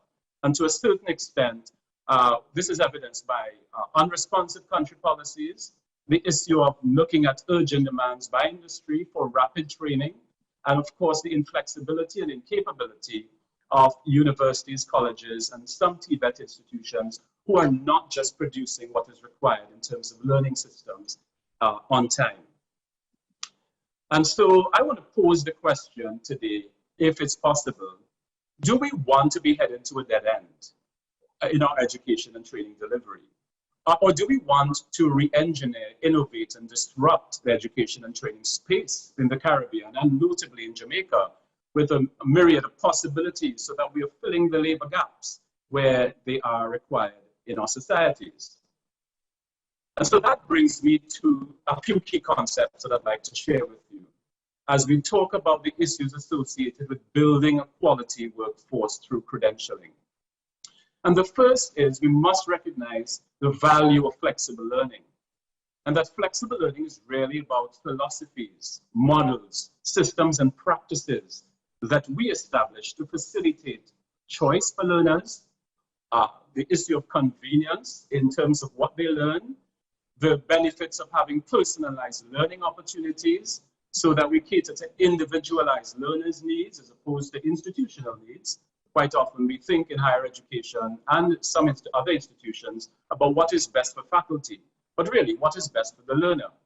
And of course, we need to look at competency-based credentialing as a form of credentialing in the current environment when we consider the need for workforce development, we restructure technical vocational education and training, and we consider the CBET practices where education and training is looked at the competency-based level. And so that brings us to the issues associated with micro-credentialing and nano-credentialing, which I'll explore a little later. And so for us, we recognize that countries and institutions, we have to consider what is needed to be flexible. And as I asked the question before, are we really flexible? And so there are some things that we would want to think about as we consider what flexible learning models are for our institutions. The first is, as was indicated by our previous speakers, that it requires strategies, policies, and procedures, not only at the macro level, but at the institutional level, so that we support both institutionalized and individualized education and training. And as such, structures should rethink the philosophy of learning and recognize that learning is at the core of what we do. And so we focus on self-directed and self-actualizing adult learners. This must place some priority in our considerations. The second is the issue of the alternative pathways that we consider. We've heard some talks earlier about that particular issue, and the extent to which different institutions, modalities, modes, and approaches are encouraged. So alternative pathways need to emphasize, recognize, certify, and accredit formal, informal, and non-formal education and training so that we are ensuring that we are truly flexible in our approach. The third is that flexible learning should be focused on competency-based learning and credentialing. That is to say, we need to ensure that we're developing learners and issuing credentials for competence, whether we are talking about micro and nano credentials or macro qualifications or awards. And that is where prior learning recognition, or PLA as it's called in some instances, is seen as a key measure for ensuring that learners, regardless of where they participated in learning, in informal, formal, and formal contexts, are given considerations. So I'd like to speak to a few international examples, those that I have looked at over the years, that I think would be beneficial to you as we consider the issues associated with flexible learning pathways and the impact, prior learning and the relationship with flexible learning pathways. And so I want to look at three regions, the United Kingdom and Europe, and a couple examples there, the Middle East and Northern Africa, and the South Pacific. And I'd like to start by speaking to the case of Ireland, where in Ireland, in support of their national skills strategy, they actually established what is called the Education and Employment Project. And that project was designed to bridge the divide between employment, or rather unemployment, and higher education institutions and the programs that are offered. And what they sought to do was to create flexible pathways that were responsive to the needs of employment, focused on upskilling and reskilling of employees in the labor force. It was a partnership approach that allowed for those persons with a key emphasis on migrants who were coming in from other jurisdictions into Ireland to access learning so that they could fast track into attaining professional qualifications and academic qualifications. In the second instance, in France, the validation of prior learning, or VAE as it's called, had some challenges since it was first established in 2002 because of the fact that the higher education institutional uptake was not very good. In fact, its true success was with non-formal and informal learning involving the labor force. And so the validation of professional qualifications, or VPQ as it's called, was created to allow students to enter university without the required academic qualifications. And of course, the validation of professional experiences allow persons, whether they were employed or not, to get access to prior learning for entry into higher education institutions. In terms of the Middle East, I want to speak to two brief examples. One is speaking to the issue of qualifications frameworks, which you would have heard from the previous presenter. And in the UAE, the QF Emirates, which is this national qualifications framework, which established 10 levels for vocational and academic macro qualifications, introduced a mapping methodology to align program level learning outcomes to the level descriptors and competencies in the qualifications framework. Interestingly, all lifelong learning offerings, which included prior learning assessment and recognition, were considered at all levels, both in vocational education as well as in academic education.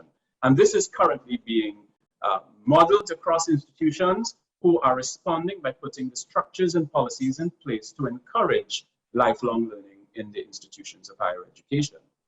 In the context of Bahrain, they actually had a challenge in that higher education institutions were constrained to only recognize prior learning gained from non-formal and informal learning.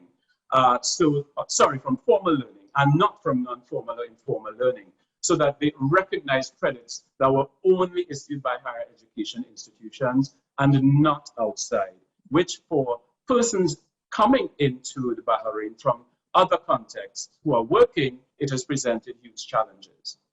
And for the South Pacific, in Australia, Skills Certified Australia has established a similar scheme through what are called registered training organizations in Australia. And what they have sought to do is establish the mechanism by which individuals are assessed for an industry-based qualification, like we have in the region, and of course, guidance officers and faculty or institutional assessors played a very important role in assessing a portfolio of evidence to support the award of prior learning. And in the Fiji Islands, the Australian government, through Australian aid, funded what is called the APTC, the Australian Pacific Training Coalition.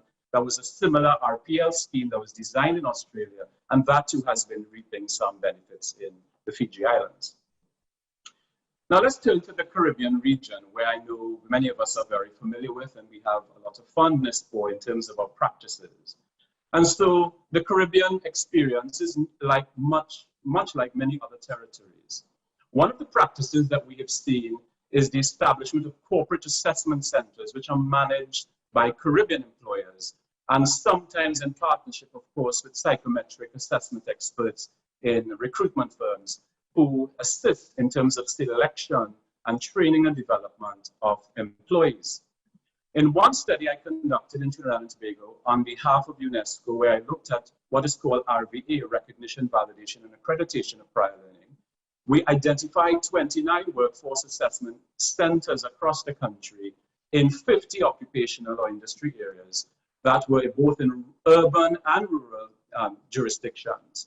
What we found is that there were multiple validation levels focused on the individual right to access and obtain certification rather than that of the institution where they gained their qualification. And this was seen as a vehicle for the award in full or part of competencies or units for the National Vocational Qualification in Trinidad and Tobago and the Caribbean Vocational Qualification. Legislation, as you know, governing the establishment of national accreditation bodies gave authority to such bodies to establish credit transfer schemes for post-secondary and tertiary education institutions. And what many bodies have been doing is establishing the national qualifications frameworks like you have here in Jamaica to be articulated to the CARICOM qualifications framework. And so policies and structures are being designed to facilitate credit accumulation and transfer. But very importantly, Caribbean higher education institutions and awarding bodies have traditionally managed bilateral or multilateral arrangements for articulations of credits and awards. And so prior learning would have been considered by many of them as they looked at these articulation arrangements. So I just want to say that for the past decade, credentialing models have been growing with increasing intensity and variety, and we've heard some of that earlier being expressed. The primary issue here is about having assessed learning paths. Whether you take assignments or you participate in creating portfolios of competence, you engage in seminars, conferences, in exercises that are conducted, or their direct observations of work. These are usually the main methods for assessing prior learning and, of course, creating paths for further learning and development of people who are in the workforce and, in some instances, technical and vocational education institutions. And as you would have heard earlier, sometimes you have what are referred to as additional, alternative, and complementary certifications, where prior learning recognition schemes are in place, and these are to ensure non-duplication of learning so that we have persons in the workplace getting recognition, and this is becoming a mainstream now in terms of credentialing. In a study conducted by Ernst & Young over the past 5 years, what we found is that in the region, in North America and in the Caribbean, 40% of university degrees are being seen as becoming obsolete within a decade, and therefore traditional undergraduate and postgraduate degrees seem to be disappear. And this study was actually conducted with employees in organizations. And we know that Industry 4.2 and now 5.2 are push factors for the establishment of new credentials for industry. And so they are important to facilitate talent development in organizations, for managing performance in organizations, facilitating formal matriculation, and enabling lifelong learning, whether that comes through provides for personal recognition of the individual or social engagement in the credentialing process. So we have to appreciate that credentials are not developed in a vacuum. There's an ecological framework that was developed to look at new credentials as depicted in the diagram. And it reveals that there are 4 types of credentials. 2 of them on the right are now becoming mainstream, like micro-credentials and nano-credentials. But the 2 principal factors that will determine the type of credential that is to be established are indicated here. The first being what we call bundling or unbundling. Bundled credentials are really macro credentials. So we have certificates to degrees that are usually administered by higher education institutions and some TVET institutions. In terms of those professional and related awards, we see non-accredited awards being very regularly established in some instances where the workforce is engaged in developing credentials. There are also what is called unbundled credentials, and these are smaller stackable bits, which may be formal or semi-formal, accredited micro-credentials, or informal and non-formal digital badges, which are nano-credentials. The second principle I want to speak to as we think about quality in terms of credentialing is the issue of the award of credits. Both macro-credentials and micro-credentials attract variable credits. In New Zealand, the New Zealand Qualifications Authority established a micro-credential framework where micro-credentials are measured anywhere between 5 to 40 credits, and anything beyond 40 credits are seen to be macro-credentials. So nano-credentials, however, have been identified as not having attracted credits, but can be stacked and contribute to the development of or issuance of micro-credentials. 27% of post-secondary credentials, interestingly in the United States, have adopted digital badges, whilst MOOCs in particular, massive open online courses, only represent about 1% of their offerings, but that is increasing. And we know that MOOCs and nano degrees are fast becoming a demand with the advent of Coursera, edX, Udacity, and other commercial learning platforms, as you would have heard from our moderator today. So let's talk about the typology of a micro-credential. What is a micro-credential and how is it structured? because it's important for us to understand the typology, which I've shown in the diagram. While I know it may be hard for viewing by all because of the way the diagram is depicted, there's 6 core components in a micro-credential framework offered by at a sector level or at the institutional level.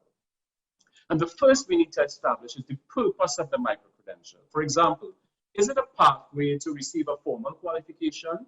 Is it intended to be an update of a previous micro-credential?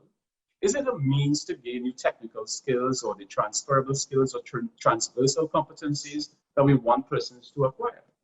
The second has to do with the mode of delivery of the micro-credential, looking at whether this is best done in person, by a hybrid means, or fully online modes, which I know many of us are very concerned with now. The third aspect looks at the flexibility of the micro-credential. Is it a fixed-paced course? Is it a hybrid model? Or is it self-paced? So the learner could take the micro-credential on their own time and start and stop and continue as they so choose. The fourth aspect is that of the interaction between the learner and the facilitator. Micro-credentials can allow for cohort-based learning if you want to put that sort of structure in place, or you can facilitate independent learning where each individual is managed independently, or you can have a combination of both depending on your model. The fifth looks at whether the micro-credential is issued by paper, digital means, or both. And finally, the sixth speaks to the indicator of achievement of the micro-credential, which is extremely critical because the learner may achieve the micro-credential purely by participation or by demonstration of competence as they pursue the micro-credential, or the mastery of a skill or competence, which quite often labor is very interested in. So what all of these components seek to address is a common set of rules or principles governing how we design, develop, administer, and deliver our micro-credentials. Now, having considered institutional or sector policies and strategies that would utilize the credential ecology that I spoke to, or we're looking at a micro-credential typology, an institution or country may want to consider accreditation or quality assurance of micro-credentials. This is particularly hotly contested and debated issue in many countries. And I would have spoken before to the experience of New Zealand, but there's Malaysia and quite a couple other countries that are actually looking at this issue as well. I would have looked at this issue recently coming out of a conference I hosted in 2000, a global conference in Trinidad and Tobago, where I would have led the National Accrediting Agency and would have gotten a clear mandate from institutions of tertiary education in the country to design a national qualifications micro-credentialing framework. And so that micro-credentialing framework facilitated institutional quality assurance systems that would encourage the alignment of institutional practices for micro-credentialing to initial and continuing registration and accreditation cycles of the post-secondary and tertiary education institutions. And what we were able to do is to look at how that system and the standards and criteria we designed could facilitate the development of micro-credentialing frameworks in institutions and the external quality assurance of such systems. But the diagram that I have here shows or depicts 6 components or individual ingredients that you may want to consider when you're looking at quality assurance within institutions and external quality assurance by accrediting agencies. The first is that institutions must undertake market research looking at the labor and micro-credential market that is currently in place to determine the possible demand for each micro-credential or a suite of micro-credentials. The second looks at the issue of the competition that exists. Having analyzed the demand within a competitive market, the institutions would then want to look at this competitive market and clearly justify or make a case for why these micro-credentials or the suite of micro-credentials it intends to offer would be important, particularly for workforce development.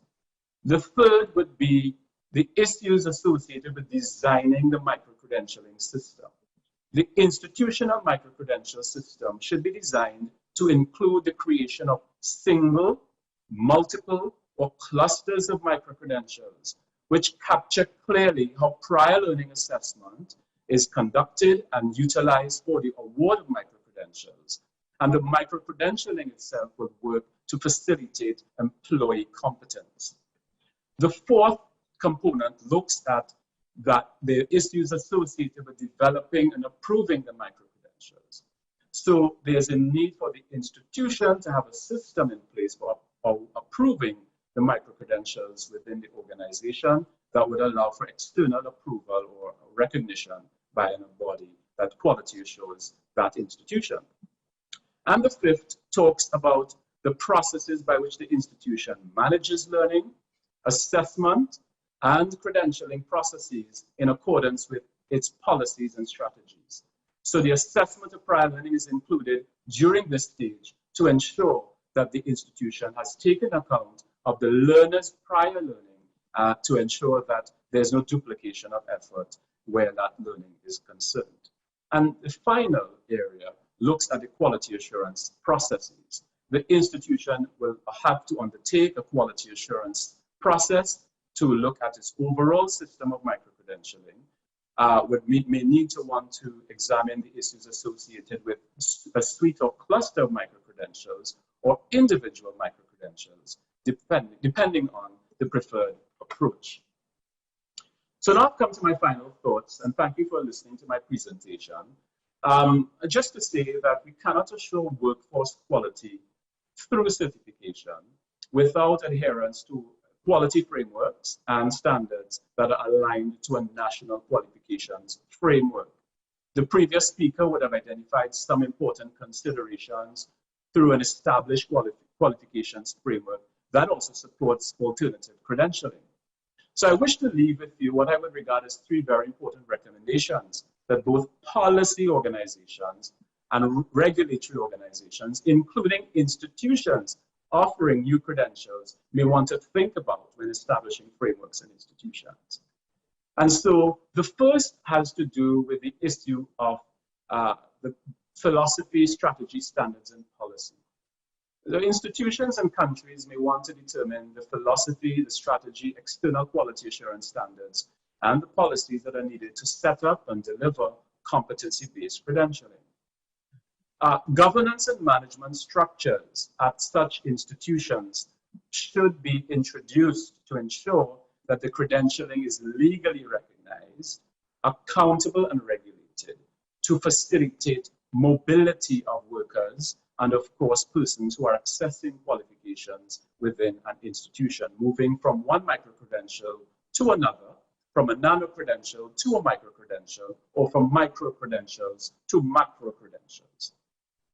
And finally, the country and institution should mutually support the design and administration of internal quality assurance systems at institutions that would encourage accreditation and micro-credentialing and the recognition of nano-credentials. And without having such, we would certainly be in a place where we would have unregulated, unqualified persons coming out of the workforce because they would have had essentially acquired certification that amounts to virtually nothing.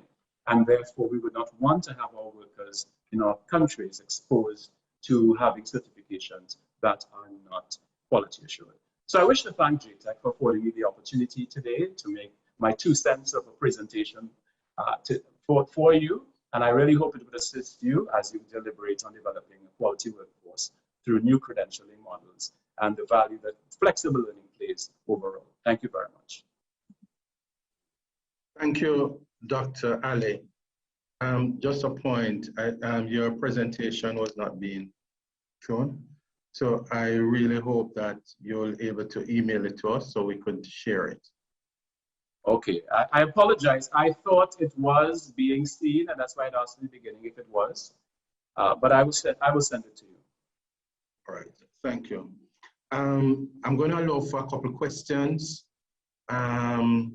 Dr. Kira Wallace, I recognize your hand was up. Is it a question for this presenter, or you may go ahead and make your comments if you're hearing me? Kira Wallace? Ryan Wallace. Oh, Brian, sorry. Go ahead. Yes, it's Brian Wallace. Thank you. I picked the previous presenter. Are you hearing me? Yes, we are hearing you. Right.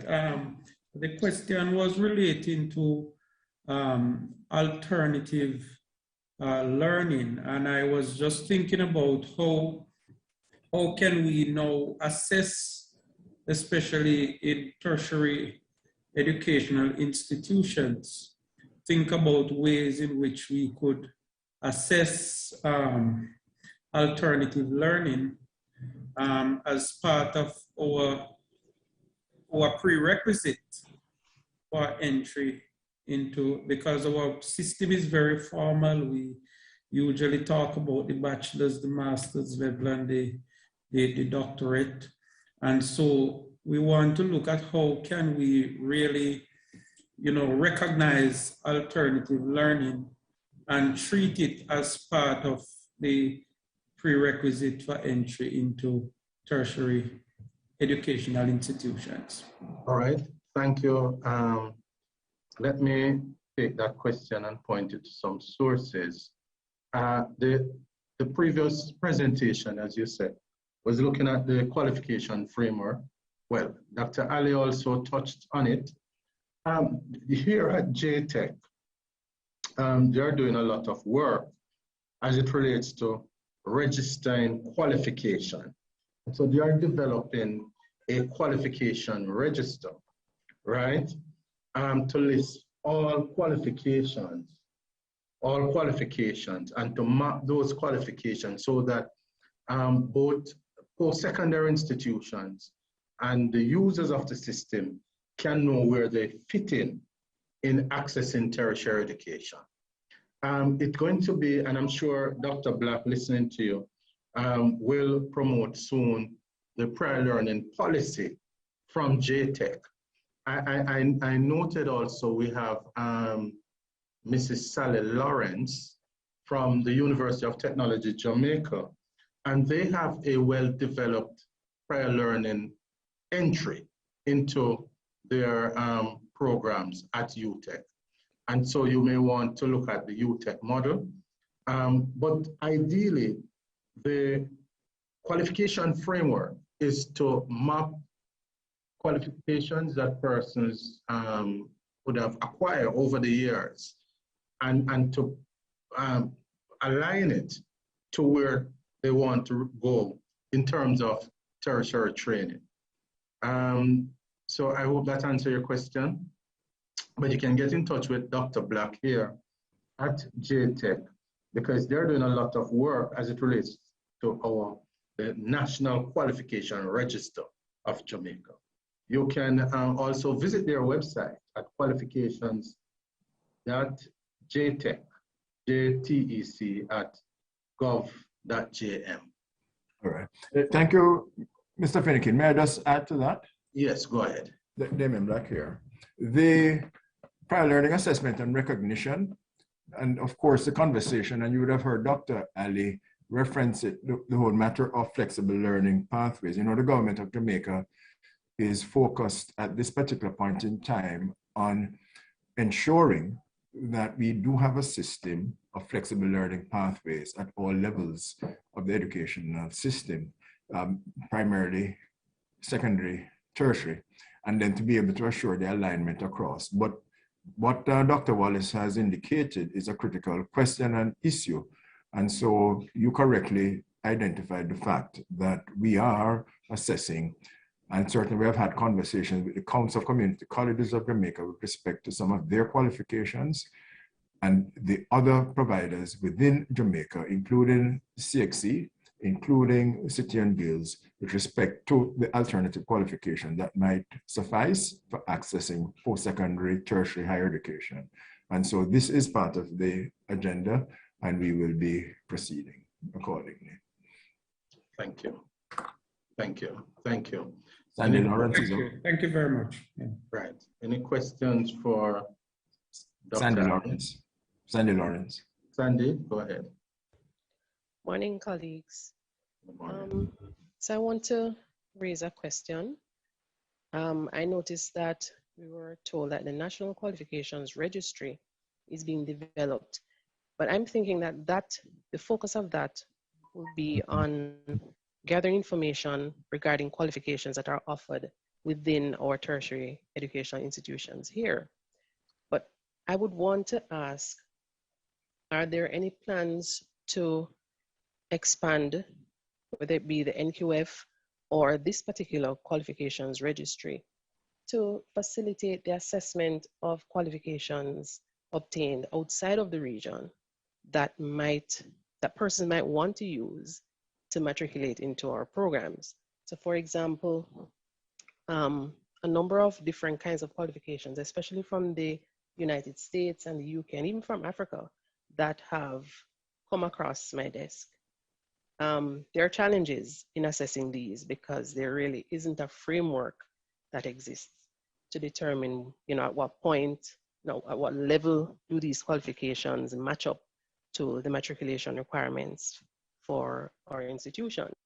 So I'm wondering if there is any plan to expand the framework to help us to assess some of these kinds of qualifications to determine eligibility for entry into our courses of study. All right, thank you, Dr. Black. I'm sure you are ready for that question. Yes, I'm going to just ask Mrs. Seymour Hall to respond quickly to that matter in terms of the recognition of qualification, which is a process related to the cross-border qualifications as opposed to the placement of national qualifications and QFJ. Mrs. Hall? Thank you, Dr. Black. Just to say, Mr. Finnegan, Ms. Lawrence, what we've done, we've actually established standards for the assessment of foreign qualifications, and those standards are in line with those recommended by UNESCO. We've actually started the process of assessing foreign qualifications. Persons may also apply to have their qualifications assessed through the same website that Mr. Finnegan spoke about earlier, qualifications.J-TEC, and I'll put it in the chat so that everyone will be able to see it. That website is currently being piloted by institutions as well, as we noted earlier, those who want to have the qualifications assessed and placed. So we have a few institutions that are on that pilot program, and we're looking at expanding it. Those individuals with foreign qualifications, they may apply and send the necessary documentation through that website as well. And we're going to be doing a lot of public education campaigns surrounding these developments as we seek to move the NQF to the next level. So thank you so much for asking that question. Thank you, thank you. Not seen a raised hand, but let me, Dr. Ali, the way the world has moved for the millennials is from this 4-year college qualification to the micro-credential, which you outlined. But I've noted also that there's a shift towards new collar jobs. So you have blue collar, you have white collar, and then there's new collar jobs that doesn't require a 4-year degree. And what these youngsters are asking for is digital badging. So they don't want to walk around with any paper certificate.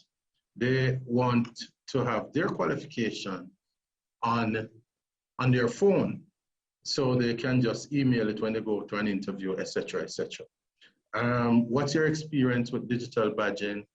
I saw Dr. Wayne Wesley on earlier. I don't know if CXC is moving in that direction. You may want to comment on that. The experience locally here in Jamaica is there's one examining body that is offering digital badging through, I think, Credly, C-R-E-D-L-Y. And my observation is that the youngsters are very ecstatic about having their qualification that they can walk around with and not have it hang on a wall or put down somewhere at home. Can you comment on those digital badging? Well, thank you for your question. I'd like to explore that issue in two different ways. The first has to do with the validation and the recognition of the digital badges broadly within institutional systems. And so, as I would have indicated to you earlier in my presentation, I apologize for you not having seen it, but I will get it to you. Generally speaking, with the emergence of digital badging, recognition systems are not necessarily modeling the extent to which those digital badging nano-credentials, as they're called, are to be considered both in terms of mobility within education institutions, as well as for persons who need the requirements for work purposes.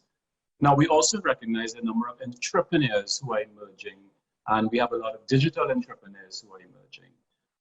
And so for them, the value of digitalization and what it brings is critical to their own human empowerment and, of course, for their own purposes of social recognition.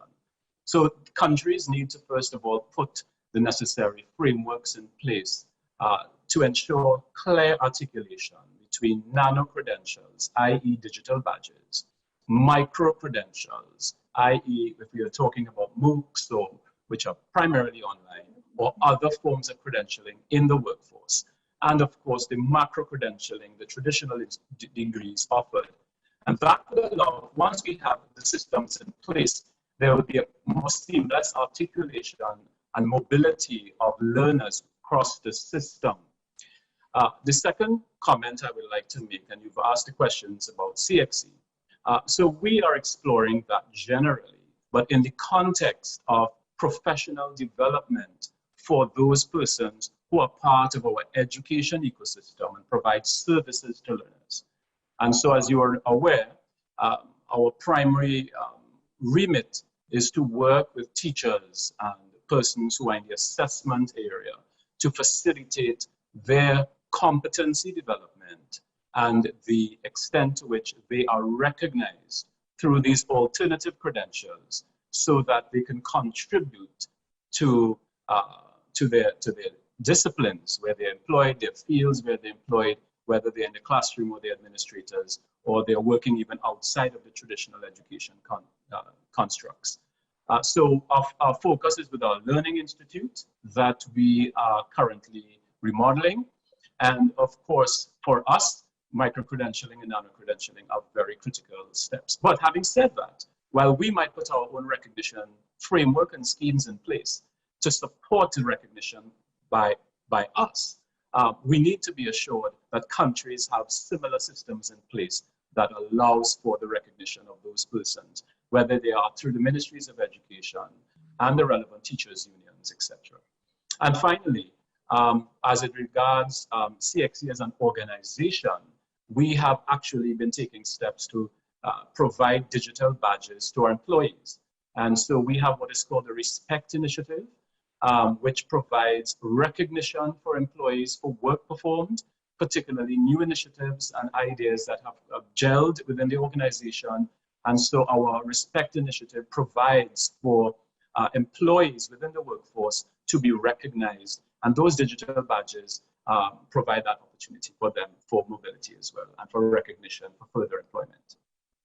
Thank you. Thank you. Thank you for your answer and for your very insightful presentation. Just to say 10 words, you had asked. Yes, Dr. Wayne. Yes, you had asked, can I, in addition to what Dr. Ali would have explained, I saw where Rodney Payne was online and I wanted him to perhaps jump in here. But as it relates to our digital credentialing in general now, not just the micro-credentialing, but all our certificates and diploma or associate degrees that we offer, we are now developing our e-certificates, we would call them. And that would be on what we call a blockchain technology. And we are actually working right now with the Inter-American Development Bank, the IDB, to have a system in place for the region. And that would incorporate both employers. You mentioned students wanting to walk around on their phone and be able to send their credential immediately to a potential employer, and that employer having the ability to validate the authenticity of the credentials being presented. So we are working on that. And that's a part of our e-transition or digital transformation, where we are now offering e-certificates, where persons can actually walk with their credentials electronically and share it with employers, universities, or any other entity that would want to validate their credential as being authentic. Thank you, thank you. And Dr. Wayne Wesley, I tell you, you see your new product that we are all anticipating, the J-TEC. If you could allow for digital badging for that program, you don't have to even advertise it. Well, that is always the goal with all products we're looking at introducing in the market, not just from a standpoint of the credential being presented in a digital format, but also the assessment being done in an electronic format. So Dr. Ali is actually leading on that, and I'm quite sure he will be very excited later on when we're ready to present this new credential to the market. Right, thank you, thank you. This morning has really been wonderful. I ask that you just bear with us for the next 15 to 20 minutes as we have to close off this program. We have our Chief Executive Officer here at J-TEC, Dr. Damian Black. He will be introducing the final presentation, which is really about global badges and credential network. And so at this time, I'm going to turn over to our Chief Executive Officer and Commissioner of J-TEC, Dr. Damian Black. Thank you. Thank you, Mr. Finnegan. I was indicating that there was a hand from Rodney Payne. I don't know if you wanted to allow him just a minute or so. Yes, that we allow Rodney Payne, since Dr. Wayne had mentioned him, and I suppose he's from CXC, to speak to Hi, us. good morning, good afternoon all. Yes, I am CXC Director of Technological Innovation, and I just wanted to amplify what Dr. Wesley indicated, that we are at the point where we're doing some beta testing on the e-certification, and certainly the way it's positioned, the way it's designed, all of our future product can be delivered, whether it is micro-credential or the regular certificate that is now produced. In addition to that, it gives the candidate full control to expose at their discretion whatever certification they have achieved, and there's no longer a delay in requesting a transcript. You can give a fully validated credential immediately to the prospective employer or prospective institution. But one of the challenges that we have recognized, the receiving institution also has to reposition their mechanism to validate those credentials. Thank you. Thank you, Mr. Black. Thank you. Thank you. And then to you, Mr. Payne, and I think Dr. Wesley, the CEO, and your one other individuals involved here who may be in Barbados, it's appropriate that we say Happy Republic Day. Yes. Happy Republic Day to the Republic of Barbados, as you make the transition. Yes. And we trust that the rest of the region will join. We follow suit. Okay. Take note, take note. We want to turn our attention to a video that has been shared by a gentleman, Graham Barty, beg your pardon, whom I just met last week. Graham is a member of a network called International Council of Badges and Credentials. And they represent what I would call true believers, in inverted commas. They are passionate about the work, the possibilities, the options associated with digital badging and the provision of alternative credentials in what they would call a workforce development ecosystem. As I had indicated at the outset of the symposium, we are concerned about a significant social challenge that we face in Jamaica. namely the very high percentage of the prime working age population without certification. Pedro, in his presentation, pointed to the fact that a bit under 50% of students across the region graduate. This is just looking at the data when aggregated. Here in Jamaica, the issue is about 59% within the context of 1.5 times the normal period graduating, completing a particular program. The issues are significant. The issues point us to the need to respond critically and to respond now. The presenters so far this morning have highlighted common issues, equity, access, certainly the impact of the pandemic, we note. I was pleased to hear Dr. Malie Bassett in her remarks identify as a priority the diversification of the teaching learning space. This is one of the realities occasioned by massification, yes, but then certainly appreciative of the fact that the formal system needed this sort of overhaul to allow space for additional actors to come to the fore and to respond to the needs of the learners, the needs of the market. Technology is a critical issue, and certainly, yes, Southern New Hampshire, very innovative learning space, and clearly they have adopted through College of America the whole issue of competence-based education and credentialing. The assessment of learning is one issue that has come forward. I certainly appreciated what Dr. Pedro had to share in terms of the reform and review of the national qualifications frameworks, and then the need for a communication strategy to overcome the hurdle that this is something for professionals only. The current Minister of Education, Youth and Information, Mrs. Fable Williams, charged us here at J-TEC, and in my words, to ensure that the framework isn't passive, but rather it is active, engaging the issues that we face, engaging the challenges that we face. And so in looking at the framework, in looking at the qualifications register, in establishing what we are in the process of developing, Jamaica Credit Accumulation and Transfer System, it is to what extent will this impact go beyond the formal space and really affect those who are in need of access, in need of being able to move on and have their learning credentialed and credited.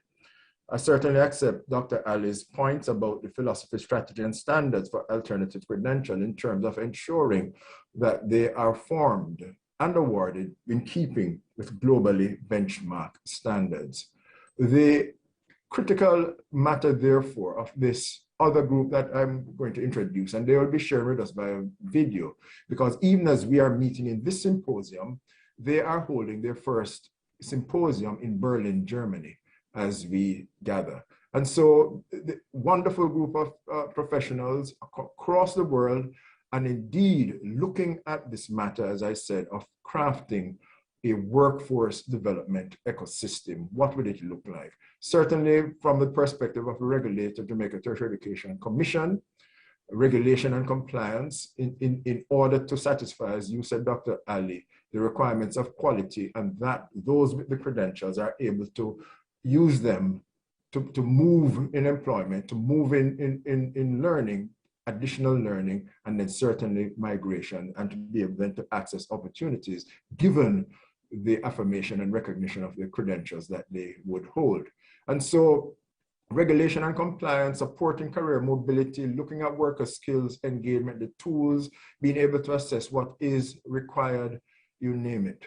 But in looking at this whole matter of an ecosystem, we certainly appreciate the need to connect all education, training, capability, and capacity to map them into a single learning and work ecosystem.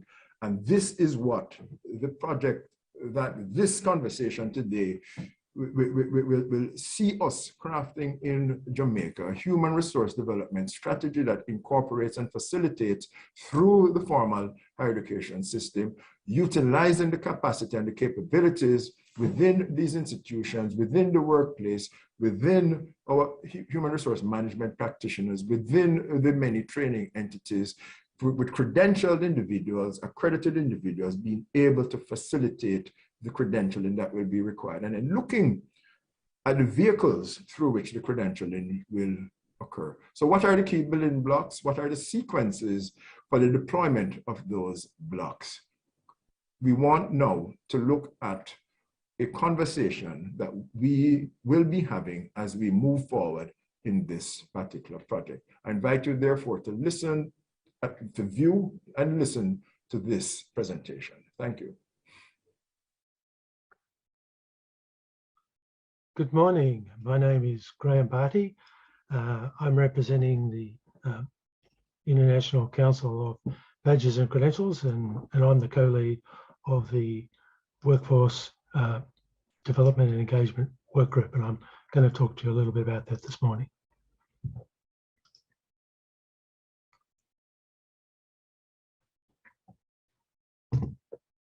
So ICFBC is a network of educational, corporate, association and government organisations, and our goal is to develop and facilitate best practices on badges and credentials regionally and globally.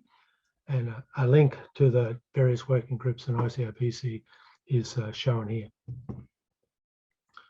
First of all, let's discuss our emerging environment, global environment. On the left-hand side, we see the future of work, which will be dominated by automation, even smarter machines performing even more human tasks. By globalization, our workforce goes global. I go to the global workforce and the global workforce comes to me.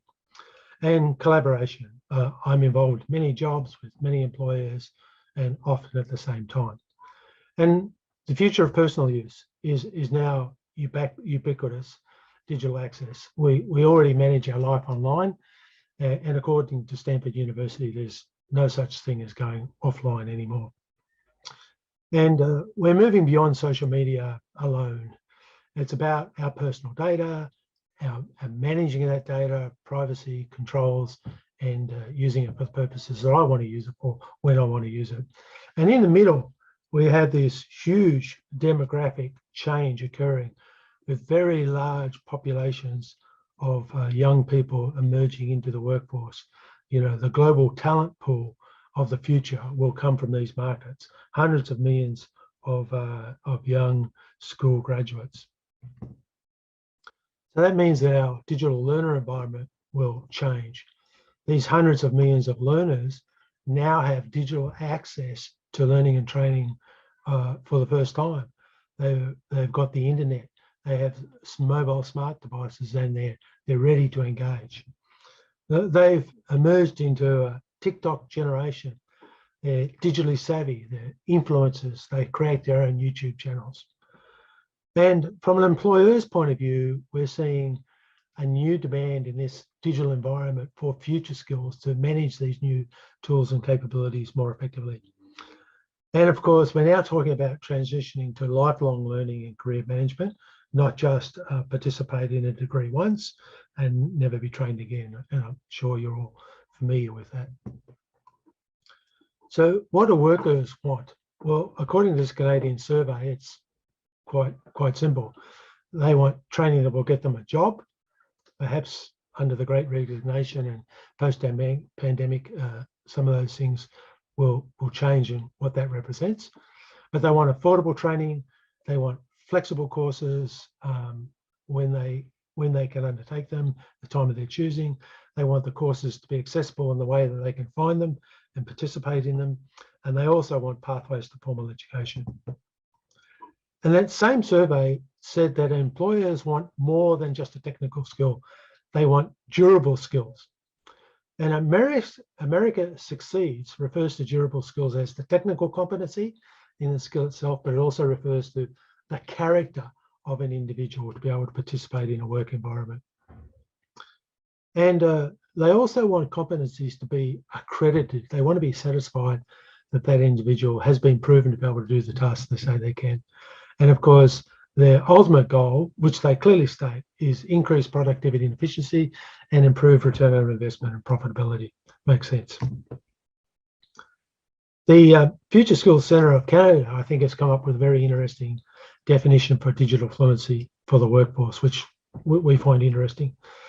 And that definition says that they want to develop a series of stackable, add them all together, give you a whole competency over a time, of digital fluency micro-credentials to better equip underrepresented individuals and to transition to and within the workforce, and to provide employers the ability to recruit and retain digitally fluent workers in a timely and cost-effective manner. All of those things that are highlighted on that definition, I think, are important to workforce development and engagement.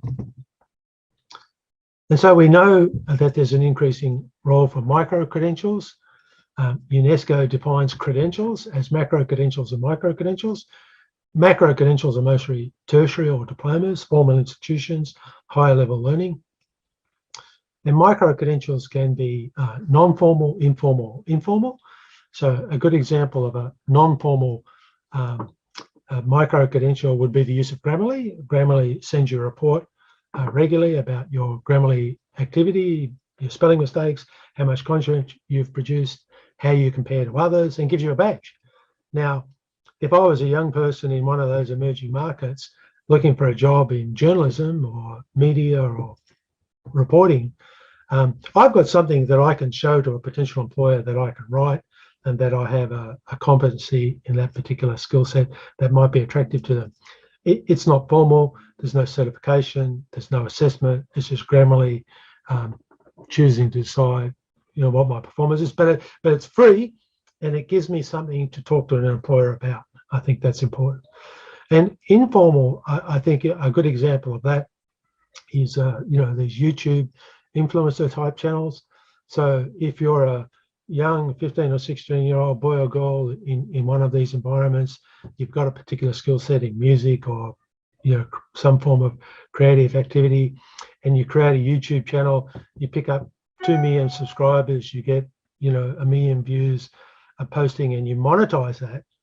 Well, is that more valuable to a potential employer than, say, a 6 to 12 week marketing and media communications course at a vocational college? I think an employer would see that informal YouTube success as being pretty attractive and of interest to their business.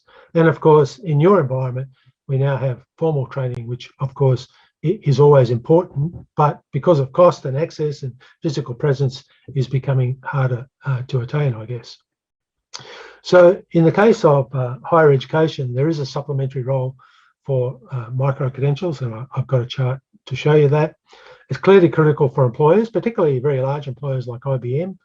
IBM can't wait 4 years for a computer scientist to get their degree. They need to be deploying people in the field now. And so providing you've got the competency in that particular skill set attained in that particular micro-credential, you're employable by IBM, no degree required. And this will continue to grow, I think, over time. And it's also critical for individual worker engagement and ability. It gives me a micro-credential. It says that I can do this. It's proven, and I can apply for those roles. So for higher education, clearly micro-credentials are relevant to undergraduates, to postgraduates and lifelong career capability, and also to faculty. But my personal view is they clearly don't replace the degree itself. They're supplementary activities to compensate. I might have a degree in a master's in biochemistry, but that doesn't mean I can run a lab. And so perhaps a micro-credential in running a lab is of interest to the employer in addition to my professional qualification. So in the ICOBC working group study for workplace development and engagement, we're trying to look at global best practice and what current examples might be. So examples for employers, I just mentioned IBM, but also nations that are rolling this out. Probably Germany is in the lead, but Australia and Canada, US are thinking strongly about this. There are others. And so what represents that best practice? And in that best practice, what are the building blocks? And is there a sequence for those building blocks? So if someone wants to kick off in this capability in a new environment, they don't need to start at the wrong end. They can start at the building block that, in the sequence they should, to get the speediest and most efficient outcome. We think that's a valuable contribution. And so an industry competency model and its building blocks might look something like this. Personal effectiveness competencies, academic competencies, workplace competencies, industry-wide technical competencies, industry sector technical competencies, and then occupational competencies. And clearly, you don't get those in one go. That's a series of stackable credentials, both macro, micro, non-formal, informal, and formal, over a period of time, which you need to aggregate. And on the left-hand side, you have all the training and education that lead you to get those skills. And on the right-hand side, you have the badges that will represent the digital proof that you've undertaken that activity and you've been given those awards. And those three components will all go together, we believe, in workforce development and engagement in the global workforce. And that's a kind of model we're trying to build and express. So thank you very much. I hope that's been of some interest and that you enjoy the rest of your sessions today. Thank you.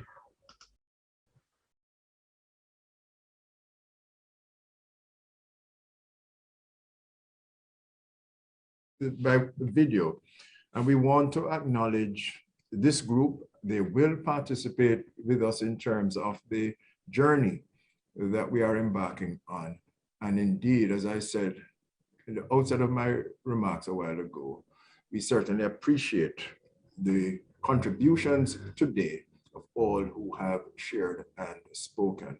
We look forward to, from the perspective of Jamaica Tertiary Education Commission, and speaking on behalf of the Minister and the Ministry, the contributions to be made by way of the World Bank Group, UNESCO's ESALC.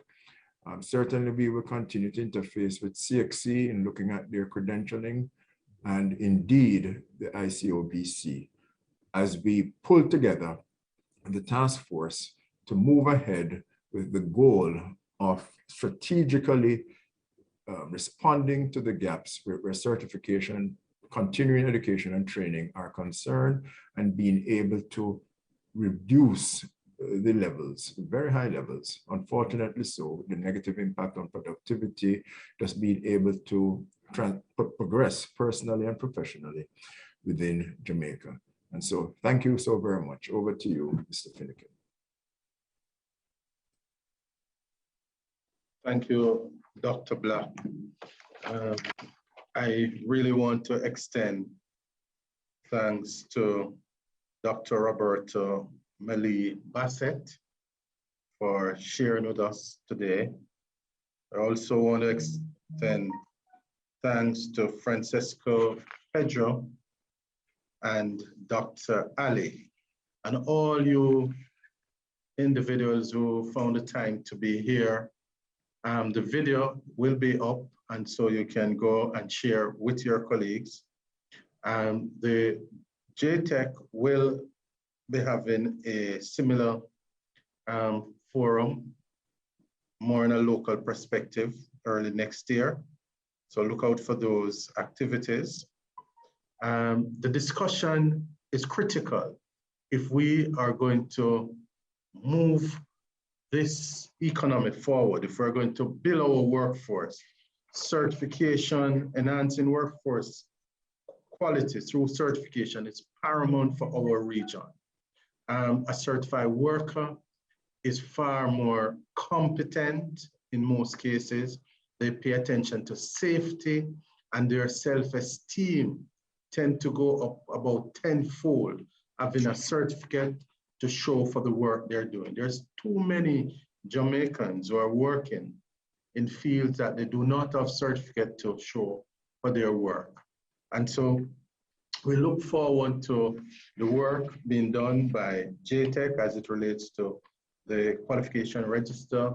We look forward to more tertiary institutions embracing alternative qualifications, because for us to attract more foreign direct investment in the region, our labor pool must be able to show certification for the work that is required. And so I want to thank you for being here, and hopefully you'll join the conversation, the ongoing conversation, and improving our workforce as we reposition for this post-COVID. You see, COVID has created three categories of workers. One, the essential workers. Two, displaced workers. And three, remote workers. And all the categories would need upskilling and reskilling to be able to survive in this post-COVID era. Thank you. I'll allow for the CEO of J-TEC to have the final word in his wrapping up and to indicate the next steps. You're muted. Yes, no, it's okay. I've done that already, my brother. We're good to go. Just to say thank you to everybody. Thank you, Mr. Finnegan, for moderating, bringing your wealth of experience, your background in TVET, your engagement at Heart NSTA and in the ministry as director of TVET.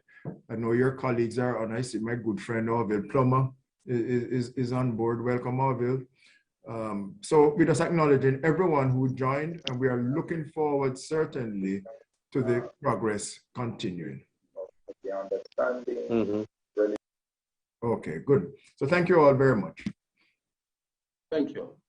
All the best. Enjoy lunch, everyone. Good. Signing off at this time.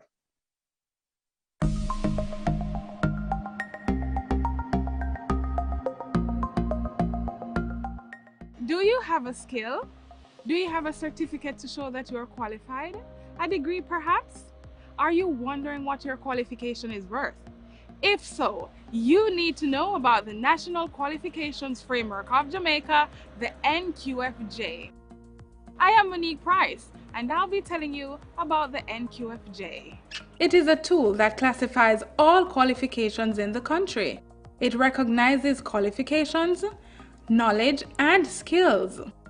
The framework describes for you what learners should know, understand, and be able to do on the basis of a given qualification. It was developed as a requirement of Jamaica's Vision 2030 development plan to assist in the transformation of Jamaica's education sector. There are several benefits of the NQFJ. It allows your qualifications to be recognized in other countries. It means if you earned your qualification in Jamaica, it can be legally accepted and easily recognized in another country.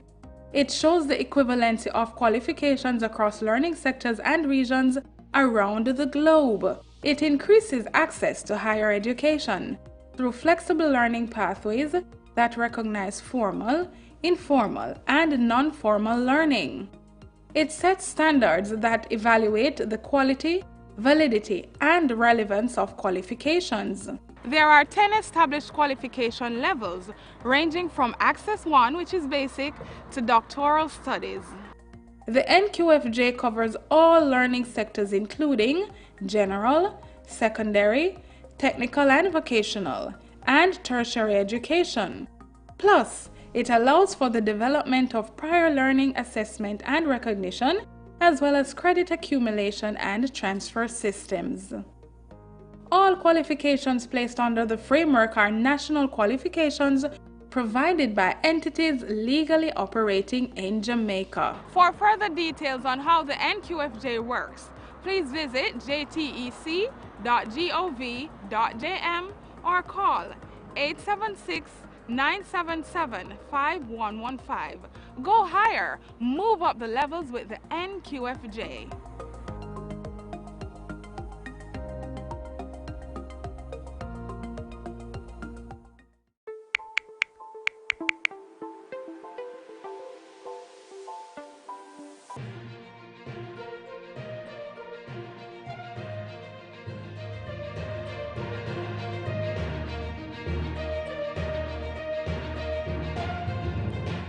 Good day, I'm Gabrielle Thompson with an item of interest just in.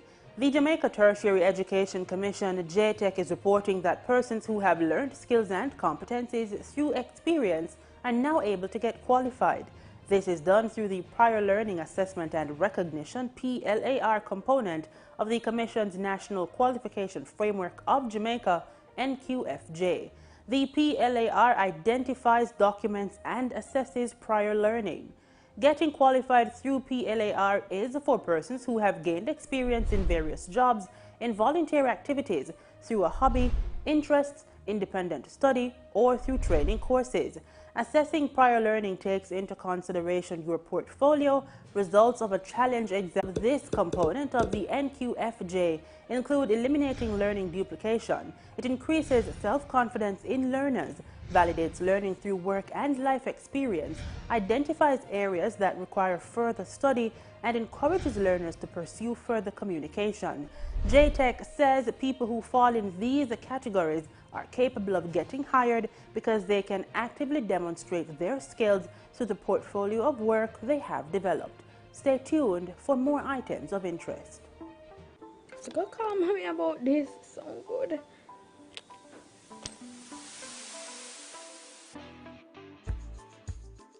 Hi, mommy. Were you watching TV? Yeah, breaking news just came in to say that you can get certified based on your experiences, skills, and portfolio. You remember when you were thinking about getting certified in domestic work? Yeah, well, you can contact J-TEC because you've been doing this for a very long time. All you have to do is visit their website at www.jtec.gov.jm, or you can call them at 876-977-5115.